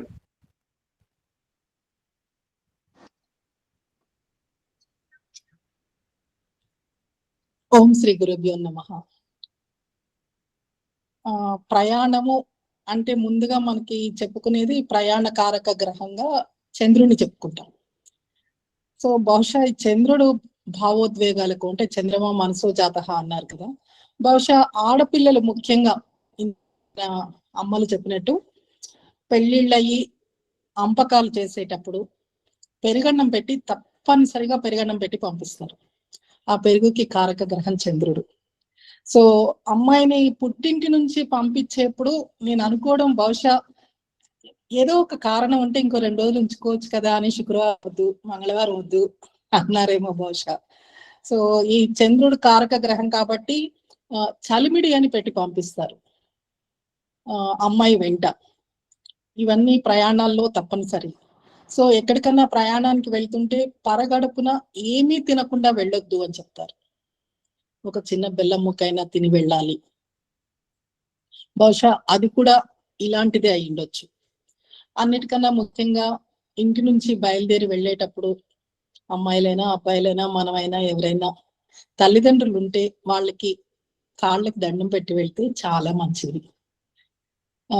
వాళ్ళ దగ్గర నుంచి ఆశీర్వచనం తీసుకుని వెళ్తే వెళ్ళొస్తాము అని వాళ్ళకి చెప్పి వెళ్తే, మామూలుగా మనకి రోడ్డు మీద ర్యాష్ డ్రైవింగ్ అది చేస్తూ ఉంటే ఆర్టీసీ బస్సు డ్రైవర్లు వాళ్ళు తిడుతూ ఉంటారు, మళ్ళొస్తా అని చెప్పొచ్చినావా ఏంది అట్లా పోతున్నావు అంటారు. అంటే యాక్సిడెంట్ అయితే ఏమన్నా అవుతుంది అనే ఉద్దేశంతో అలా చెప్తారు. సో మన దగ్గర ఇంటి దగ్గర ఎవరో ఎదురు చూస్తున్నారు మనకి అనే భావన కోసం అలా చెప్పి రమ్మని.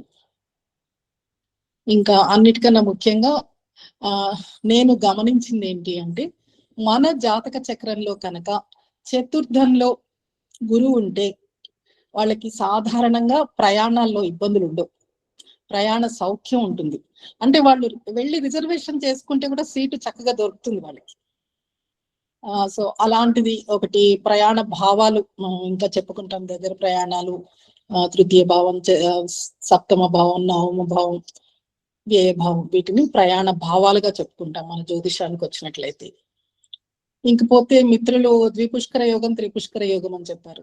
ఆ యోగాలు ఉన్నప్పుడు యాక్చువల్ గా మనం ప్రయాణాలు అంటే ఒక తీర్థయాత్ర చేయాలి అనుకోండి, ఆ యోగంలో చేస్తే మళ్ళీ త్వరలోనే ఇంకొక తీర్థయాత్ర చేస్తాం.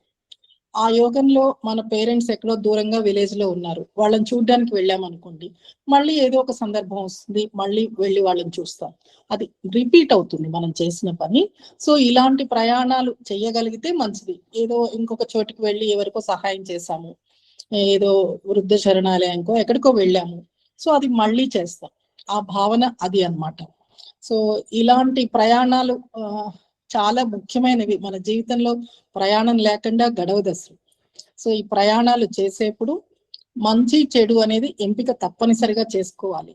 కానీ ఈ రోజుల్లో అబ్బాయిలకి అమ్మాయిలకి ప్రయాణాలకి ముహూర్తాలు ఇవన్నీ చెప్తూ ఉంటే వాళ్ళు ఒక మాట అడుగుతున్నారు, ఇలా అమావాస్య రోజు వెళ్ళకూడదు, అష్టమి రోజు వెళ్ళకూడదు అంటే మొత్తము ట్రాన్స్పోర్ట్ సిస్టమ్ అంతా ఆ రోజు బంద్ అయిపోవాలి కదా. అన్ని ఎయిర్పోర్ట్లు ఆ రోజు మూసేయాలి, అన్ని రైల్వే స్టేషన్లు ఆ రోజు మూసేయాలి, అన్ని బస్ స్టాండ్లు మూసేయాలి కదా అంటున్నారు. కానీ అది నిత్య నైమిత్తిక కర్మలకు కాదు. రోజువారీ వాళ్ళు వెళ్ళి ఉద్యోగం చేసుకోవాల్సి వస్తుంది, ఖచ్చితంగా వెళ్ళాలి. ఇంకేదో తప్పనిసరిగా ఇప్పుడు ఒక డాక్టర్ ఉన్నాడు, అవన్నీ చూసుకుని వెళ్తే కుదరదు, వెళ్ళి సర్జరీ చేయాల్సిందే ఆయన. మీనమేషాలు లెక్క పెడుతూ కూర్చోకండి, వెళ్ళండి అనే చెప్తారు. అలాంటి సందర్భాల్లో మనం ఆ విషయం కూడా గుర్తుంచుకోవాలి. సో శాస్త్రం శాస్త్రమే వచ్చింది, ఓకే, అది కొంచెం మనకు కామన్ ప్రాక్టీస్ కోసం వచ్చింది. కానీ అంతకు మించింది అవసరమైనప్పుడు తప్పనిసరిగా దాన్ని కూడా ఫాలో అవ్వాలి. సో ఇంత మంచి ఈ రోజు నాకు చాలా ప్రత్యేకంగా ఉంది. మన జ్యోతిర్వాణి ముఖ్యంగా కొంచెం లేడీస్ ఎక్కువ మంది పాల్గొన్నారు, కొత్త కొత్త వాళ్ళందరూ వచ్చి చక్కగా మాట్లాడారు. అందులో లర్నర్స్ ఎక్కువ ఉన్నారు. అది నాకు చాలా సంతోషంగా అనిపించింది. Thank you sir, thank you very much. మీరు కొత్త కొత్త వాళ్ళు వచ్చారు కాదు, అసలు ఈ రోజు పాత వాళ్ళు ఎవరు మాట్లాడలేదు. మీరు ఒక్కరే మాట్లాడారు పాత వాళ్ళు. ధన్యవాదాలమ్మా. ఇంకా మిత్రులు ఇంకొక 5-10 నిమిషాలు పెడదాం, చెప్పండి. ఇంకా సందేహాలు ఏమైనా ఉంటే, మీకు తెలిసిన విషయాలు ఏమైనా ఉంటే చెప్పండి. ఈరోజు మనకి చాలా మంది చాలా విషయాలు చెప్పారు. చెప్పండి కృష్ణకిషోర్ గారు మళ్ళీ. ఏం లేదు గురుగారు. అంటే ఇప్పుడు జ్యోతిష్యం వృత్తిలో ఉన్నాను కాబట్టి ప్రతీది చూసుకుంటున్నానండి.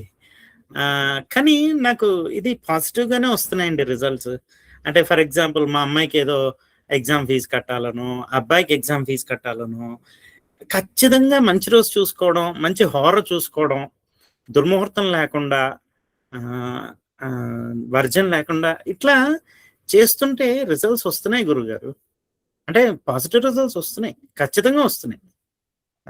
సో మంచి చూసుకుని, మంచి టైం చూసుకుని, అట్లీస్ట్ ఇంకా తప్పని పరిస్థితుల్లో వెళ్ళాల్సి వస్తే కనీసం మంచి హోరలో అయినా, ఏ గురు హోరలోనో, చంద్రహోర, అలా మంచి హోరలో, శుభహోరల్లో వెళ్తే కూడా మంచి జరుగుతుందని బాగా నమ్మకంగా ఉంది గురుగారు. ఉందండి, జ్యోతిష్యం నడుస్తోందండి, నో డౌట్. థ్యాంక్ యూ గురుగారు. జ్యోతిష్యం నడుస్తుందని మనం సర్టిఫికెట్ ఇవ్వాల్సిన అవసరం లేదు, ఎలాగో ఉంది. కానీ మనం ఎలా వాడుకోవాలి అని చూసుకోవాలి. అందుకోసం ప్రయాణాలప్పుడు ఇది కూడా చెప్తారు, ఆపదామపహర్తారం దాతారం సర్వసంపదాం లోకాభిరామం శ్రీరామం భూయో భూయో నమామ్యహం. ఈ శ్లోకం చదువుకొని కూడా వెళ్ళమంటారు. నిజంగా ప్రకృతి శక్తుల్ని వాడుకోవడం మన ఋషులు చాలా బాగా నేర్చుకున్నారు, చాలా బాగా చెప్పారు. మనం అనవసరంగా ఆ ట్రాక్ని వదిలేసి ఇప్పుడు వాటిని మూఢనమ్మకాలు అంటూ కూర్చుంటున్నాం. తర్వాత మనకి ఇప్పుడున్న సమయం కూడా వేరుగా ఉంది, మన జీవన విధానం మారిపోయింది. కానీ ప్రకృతి శక్తులు లేని చోటు లేదు. ప్రకృతి శక్తుల్లో మనకు కూడా ప్రకృతి శక్తులే ప్రభావం చూపిస్తాయి. కాబట్టి జ్యోతిషం అంతటా ఉంది, జ్యోతిషం లేనిది లేదు. ఆ జ్యోతిషం మనకు కావాల్సిన విధంగా మనకు తెలిసి ఉండకపోవచ్చు, అంతే తేడా. ఇప్పుడు తెలుసుకునే ప్రయత్నం చేసుకుంటూ మనం కొత్త కొత్త విషయాలు మనం చెప్పుకుంటుంటే చాలా బాగుంటుంది. Sir sorry for interruption sir. పర్వాలేదు, చెప్పండి. అంటే ఇంకోటి కూడా ఆపదాపహర్తారంతో పాటు విష్ణు సహస్రనామంలో ఒక శ్లోకం కూడా అంటే ఫ్రీక్వెంట్ గా ఎవరైనా చదువుతుంటారు. వనమాలి గది షాగి శంకి చక్రీ చనందకి శ్రీమాన్ నారాయణ విష్ణు వాసుదేవ వృక్ష. ఇది కూడా ప్రయాణం సమయంలో చదివిన వాళ్ళని చాలా మందిని చూసాను నేను. అంటే ఎన్నో ఉన్నాయి, ఇక్కడి ప్రాంతం వాళ్ళకి అక్కడ ఏదో ఒకటి పెట్టుకుంటారు, చదువుతుంటారు. ఇవన్నీ ఉన్నాయి అని మనందరికీ తెలియాలి ముఖ్యంగా. అందుకోసమే చూసి వాళ్ళు ఇవన్నీ చెప్పుకుంటున్నారు. ఇప్పుడు ముఖ్యంగా ఉన్నాయి, చాలా ఉన్నాయి ఇంకా చెప్పుకోవడానికి. గురుగారు, మన ఆలోచనలో మంచి ఉన్నప్పుడు వీటన్నిటితో పని ఉందంటారా?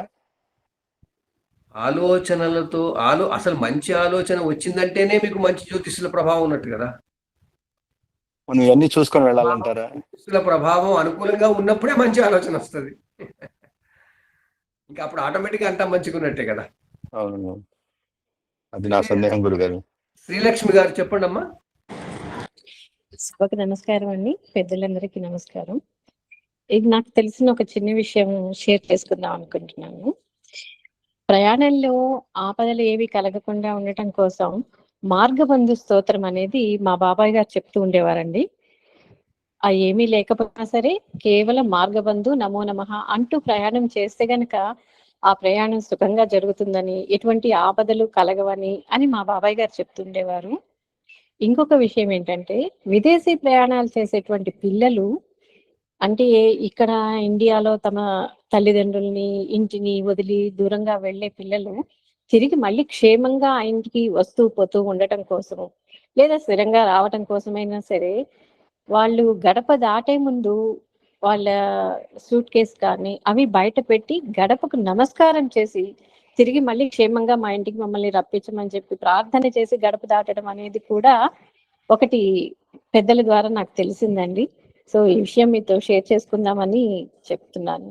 చాలా మంచి విషయాలమ్మా. ఇవన్నీ మంచి ప్రవర్తన, మంచి నడవడి, మంచి జ్యోతిష్యులతో మన అనుబంధం పెంచుకోవడానికే ఇవన్నీ. చాలా మంచి విషయాలు ఇవన్నీ. నమస్తే.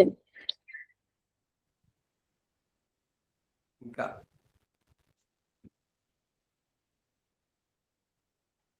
చెప్పండి మళ్ళీ నాకుమారి గారు చేయెత్తారా ఇప్పుడు? అవునండి. సరే, ఒక చిన్న విషయము. చాలా మంది విదేశీ ప్రయాణాలు చేయాలి అని కోరుకుంటూ ఉంటారు. చాలా సింపుల్ రెమెడీ ఏంటి అంటే చాలా బాగా వర్కౌట్ అవుతున్న రెమెడీ.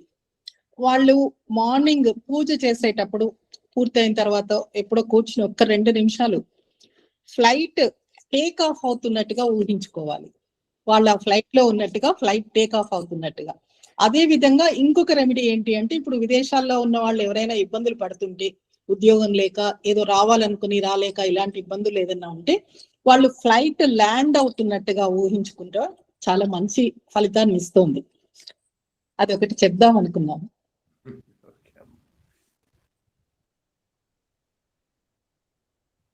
ఇంకా నమస్కారం గురువుగారు. అమ్మా చెప్పండి.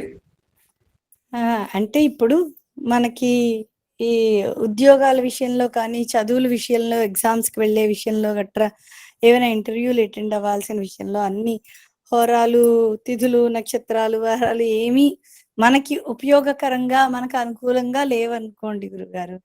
అలాంటప్పుడు పిల్లలకి ఏ విధమైన రెమెడీ చెప్తే బావుంటుంది అని. ఇప్పుడు చాలా మంది చాలా చెప్పారు. అంటే ఉట్టి ఆపదాంతరం అవి చదువుకుంటే సరిపోతుందా? అలా ఇంకేమైనా? సరిపోదు. ఊరికే నాకేం కావద్దని ఇప్పుడు ఏదో పెట్టుకుంటే లాభం లేదు. జ్యోతిష్యులతో మనం మమేకం అవ్వాలి. హ్మ్. హ్మ్. హ్మ్. ముందు మన పిల్లలకి సదాచారం నేర్పించాలి. హ్మ్. సదాచారము అంటే ఎలా ఉండాలో అలా ఉండేటట్టుగా చేయాలి మొదలు. వాళ్ళని అవునండి. ఇష్టం వచ్చినట్టు నేను చెబితే వినరు అని వాళ్ళని ఇష్టం వచ్చినట్టు ఉండనిచ్చి, ఈ అవసరాలు వచ్చినప్పుడు మాత్రం భక్తిగా ఏదో శ్లోకం చదువుకోమని చెప్తే కాదు. హ్మ్. అవునండి. బేసిక్‌గా వాళ్ళ నడవడికని, వాళ్ళ దినచర్యని మనం ధార్మిక జీవన విధానం ఉండేటట్టు చూడాలి. హ్మ్. వాళ్ళని పొద్దున్నే స్నానం చేయమనాలి. ఇవాళ పరీక్ష కోసం పోవడం గురించి కాదు, దానికోసం కాదు. హ్మ్. రోజు హ్మ్. పొద్దున్నే స్నానం చెయ్యి, రోజు. రోజు కాసేపు దేవుడి దగ్గర కూర్చో, రోజు హ్మ్. కాసేపు ఏదో ధ్యానం చెయ్యి అని ముందు హ్మ్. క్లీనప్ చేస్తే మనం ఆ హ్మ్. తర్వాత ఇలాంటివి అసలు సాధారణంగా అవసరాలే రావు. అవసరం వచ్చినప్పుడు ఒక్క మంత్రం చదువుకున్నా దాని ఇంపాక్ట్ వస్తుంది. ఆ! రోజు పొద్దున్నే 9 దాకా లేవకుండా ఉండడం, లేచిన తర్వాత బ్రష్ చేసుకోవడం, ఎప్పుడో చేసుకోవడం, ఇష్టం వచ్చినట్టు జీవించి బయో క్లాక్ కూడా చేయకుండా ఉండి, ఒక్కనాడు పరీక్షకు పోయినాడు మాత్రం జ్యోతిషం ఫాలో అవుతాను అంటే ఆ జ్యోతిషం పని చెయ్యదు. అవునండి. అది పని చేయదు కాదు కాబట్టి జ్యోతిషం తప్పు అనడానికి వీల్లేదు.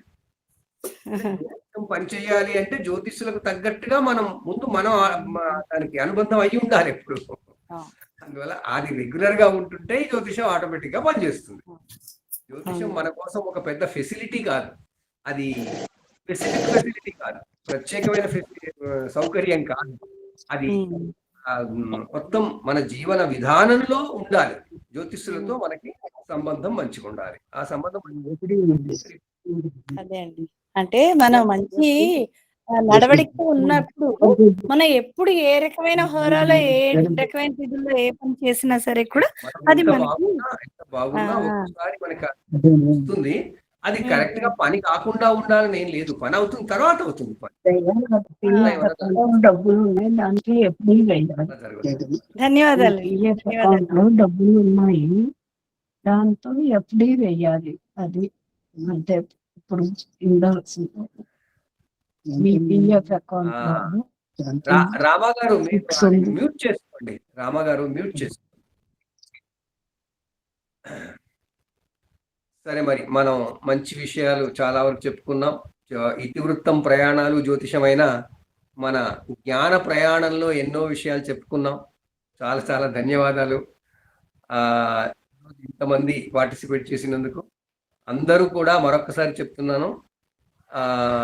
భాగ్యలక్ష్మి గారు ఏమైనా చెప్తారా? నమస్కారం అండి. మా గురువు గారు ఫణీంద్ర సార్ గారు చెప్పారు, ఇలా మనకు మంచి ముహూర్తం, అలా మంచి నక్షత్రం, మన తారాబలం మంచిగా లేనప్పుడు ఏదన్నా పని చేయడానికి వెళ్ళినప్పుడు మాండవీయ మహాముని గారిని స్మరించుకొని వెళ్ళమని చెప్పారండి. అది ఎప్పుడు అంటే మీకు ఏ విధంగా చూసినా గానీ కుదరని టైంలో పోతున్నప్పుడు. అవునండి. అది అవన్నీ పక్కన పెట్టి అసలు పోయేటప్పుడు ప్లానింగ్ అనేది లేకుండా పోతున్నప్పుడు చూసుకొని నాకు బాగలేదు కదా అనుకుంటే మళ్ళీ అది ఇదే వ్యవహారం అవుతుంది. అదే ప్లాన్ చేసుకోవాలి. అసలు జ్యోతిషం మనకి ఎందుకు వచ్చింది? కరెక్ట్ గా ప్లాన్ చేసుకోవడానికి వచ్చింది. ఈవెంట్స్ అన్ని ప్లాన్ చేసుకోవడానికి వచ్చింది. ఏదైనా ఎమర్జెన్సీ అయినప్పుడు మాండవిక మహాముని అని. ఎమర్జెన్సీ అప్పుడు ఏం ప్రాబ్లం ఉండదు. ఎమర్జెన్సీ అంటే మిగతా సమయాల్లో మనం పాటిస్తూ ఎమర్జెన్సీ వచ్చిపోతే అది వేరే విషయం. మిగతా సమయాల్లో పాటించకుండా పోయేటప్పుడు మాత్రం చూసుకుని అయ్యో ఇది ఎమర్జెన్సీ, ఇప్పుడు అది లేదే, నాకు మంచి తిథి లేదే, మంచి నక్షత్రం లేదే, మంచిది లేదే అనుకుంటే అది జ్యోతిషం మీద గౌరవం లేదు కదా. అంతే. విషయాన్ని వాడుకోవడానికి, మన స్వార్థం కోసం వాడుకోవడానికి శాస్త్రాన్ని వాడుకోవాలంటే ఆ స్వార్థంతో వాడుకోవాలి అన్న భావనతోనే జ్యోతిష్యులు మనకి దూరం అవుతాయి. వాటి పాజిటివ్ ఎనర్జీ మనకి రాదప్పుడు, నెగిటివ్ ఎనర్జీ ఉంటుంది. అందువల్ల మనం ఎప్పుడూ జ్యోతిష్యులకి గౌరవం ఇస్తూ, జ్యోతిష్యులని పూజిస్తూ, ఏదో విధంగా స్మరిస్తూ మనం ధార్మిక జీవన విధానంలో ఉన్నప్పుడు అట్లాంటి ఎమర్జెన్సీలే రావు. అసలు 99% ఎమర్జెన్సీయే రాదు. వచ్చినప్పుడు తప్పకుండా ఏదో ఒకటి మనం పరిహారం తీసుకువస్తుంది. నమస్తే. ధన్యవాదాలమ్మా. ఇంకొక 10 నిమిషాలే మిగిలింది కాబట్టి మనం గురువు గారు కమలాకర్ శర్మ గారిని ముగింపు జ్యోతిర్వాణి ఇవ్వవలసిందిగా కోరుదాం.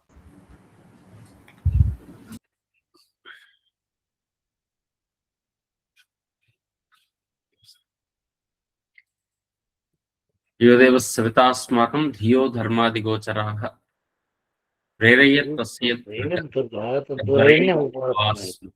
శ్రీ గురుభ్యో నమః.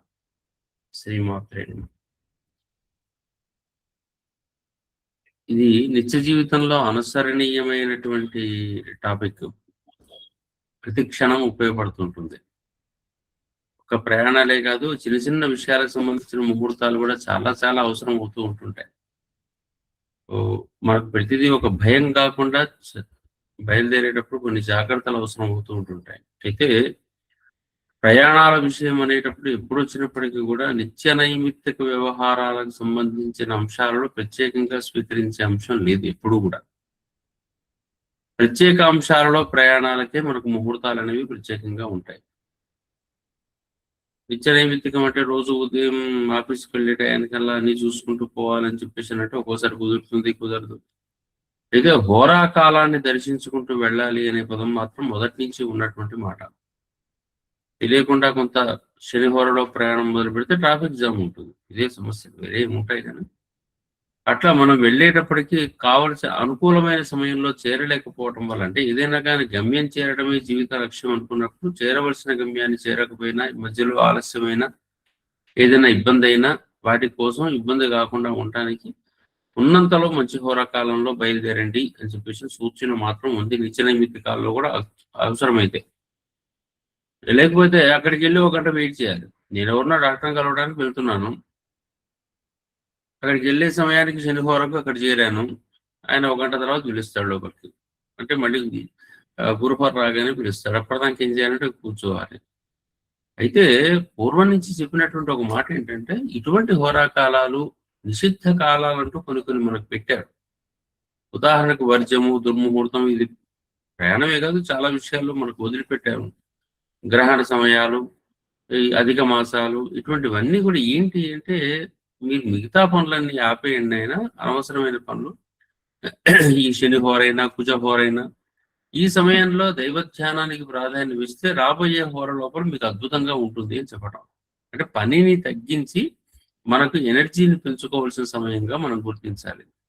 కానీ మనకి ఈ విషయం మీద అవగాహన లేకుండా ఏం చేస్తున్నామంటే ఈ పనిని రోడ్డు మీద గడిపేయడానికో ఇంకెక్కడ గడిపేయడానికో చూస్తూ ఉంటున్నాం. మనకు ఈ విషయంలో కొంత అవగాహన వస్తే మాత్రం స్పష్టంగా వెళ్తుంటుంది. హోరాకాలం అనేటటువంటిది మాత్రం అన్నిటికీ ఉపయోగపెట్టుకుంటేనే మంచిది. నెంబర్ 2, యాత్రలు అని చెప్పేసి అని పూర్వకాలంలో ఉండే యాత్రల విధానానికి ఇప్పటి యాత్రలకు చాలా చేంజ్ ఉంది. పూర్వకాలం యాత్ర అనేది కూడా మొదలుపెట్టి బయలుదేరిపోతున్నామంటే ఎంతో దూరం వెళ్ళాలి, ఆ సమయంలో ఎప్పుడు వెళ్ళాలి, ఎప్పుడు వెళ్ళకూడదు, ఈ చర్చలన్నీ చాలా జరిగేవి. ఇంట్లో అగ్ని ప్రమాదాలు జరిగినప్పుడు వెళ్ళకూడదు, భార్య గర్భవతిగా ఉన్నప్పుడు వెళ్ళకూడదు. ఇంకా చిట్ట చివరికి ఒక మాట చెప్పాడు, ఇంట్లో మీ ఆవిడతో కలహించినప్పుడు కూడా బయటికి వెళ్ళకూడదు అని చెప్పేవారు. ఆ తర్వాత శుభకార్యాలు అవుతుంటే మధ్యలోకి వెళ్ళిపోకండి. ఇవన్నీ అనగానే ఇప్పటి కాలంలో ఎక్కడ కుదురుతాయి? మధ్యలో వచ్చి అటెండ్ అయ్యి మధ్యలోనే వెళ్ళిపోవాల్సిన అవసరాలు కూడా వస్తున్నటువంటి రోజులు. ఇంకోటి దూర ప్రాంతాలు అన్నప్పుడు ఆ రోజుల లోపల ప్రయాణం అనేటటువంటిది మార్గం లోపల బండ్లు, నడక, ఇవన్నీ వ్యవహారాలు దైవధ్యానంతోనే వెళ్ళేవి. ఒకవేళ తిరుపతికి వెళ్ళాలో, లేకుంటే శ్రీశైలం వెళ్ళాలో, లేకుంటే కాశీకి వెళ్ళాలన్నా కానీ బైవాక్ వెళ్ళటం, వెళ్ళేంత వరకు కూడా దైవధ్యానము, భజన. ఇప్పటికీ మహారాష్ట్రలో మనకు వారికారి సంప్రదాయం ఉంటుంది. ఆ వారికారి సంప్రదాయం లోపల వాళ్ళు దైవధ్యానంతోనే వెళ్తూ ఉంటుంటారు, నడుస్తూ పోతూ ఉంటుంటారు. దానివల్ల శక్తి పెంచుకోవటం. కానీ మనం ఆ పని చేయట్లేదే. ఇవాళ యాత్ర అని చెప్పేసి అంటే కాశీకి పోయి రావటం అంటే పొద్దున్నే బయలుదేరితే ఫ్లైట్ ఎక్కామంటే మధ్యాహ్నానికి అక్కడ దిగుతాం, నదిలో స్నానం చేస్తాం, విఐపి దర్శనాలు, వారణాసి విశ్వేశ్వరుని, అన్నపూర్ణం దర్శించుకుంటాం, ఇది తింటాం, సాయంత్రం హారతి కూడా చూస్తాం, రాత్రి కాలానికి మళ్ళీ ఫ్లైట్ ఎక్కి ఇంటికి చేరుతాం. ఇప్పుడు కాశీ యాత్ర పూర్తయిపోయింది. ఇది యాత్ర అంటామా అనకూడదా అనేటటువంటి మనం ఆలోచించాలి. మొత్తానికి పోయి రావడం వల్ల ఏం ఫలితం కలిగిందంటే ఒంటికి అయితే బాగా నొప్పులు వచ్చాయి, తర్వాత విషయాలు. ఈ రకంగా మారుతున్న సిచ్యువేషన్స్ లో ఇప్పుడు మనం చెప్పాల్సింది ఏంటి అంటే ఎప్పుడు బయలుదేరాలి, ఎప్పుడు వెళ్ళాలి అన్నప్పుడు ఇటువంటి సమస్యలు కొన్ని వస్తూ ఉన్నాయి. అయితే ఫ్లైటో ట్రైనో అంటుంటే 1 గంట ముందరనో 1 గంట వెనక్కు వెళ్ళొచ్చని హోరాకాలం చూసి చెప్పడానికి అవకాశం ఉంటుంది.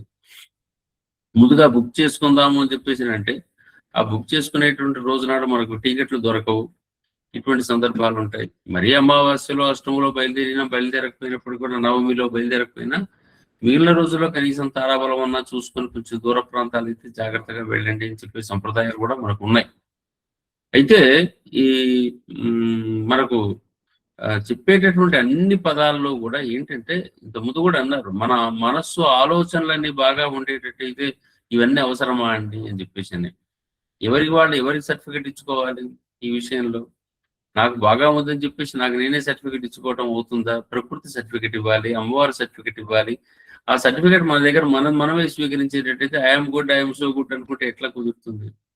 అందుకని మనని మనం సంస్కరించుకునే ప్రయత్నం గురువు గారు చెప్పినట్టుగానే ఇప్పుడు సదాచారవంతులుగా మనం తయారు చేసుకుంటూ వెళ్ళడం అనేటటువంటిది మనం చేసుకుంటూ ఉంటే ఎక్కడైనా చిన్న చిన్న సమస్యలు వచ్చినా కానీ అయిపోవచ్చు. ఉదాహరణ, ఉద్యోగ ప్రయాణం చేస్తున్నాం, ఉద్యోగానికి వెళ్ళాలి. అక్కడికి వెళ్ళి ఆయన ఇచ్చే సందర్భంలో సంతకం పెట్టడం కోసం మంచి సమయం లేదు, ముహూర్తం. అటువంటిప్పుడు ఏం చేస్తున్నారు అంటే మీరు అనుకున్న సమయానికి ఒకటి తయారు చేసుకొని ముందరనే అదేంటి దాని పేరు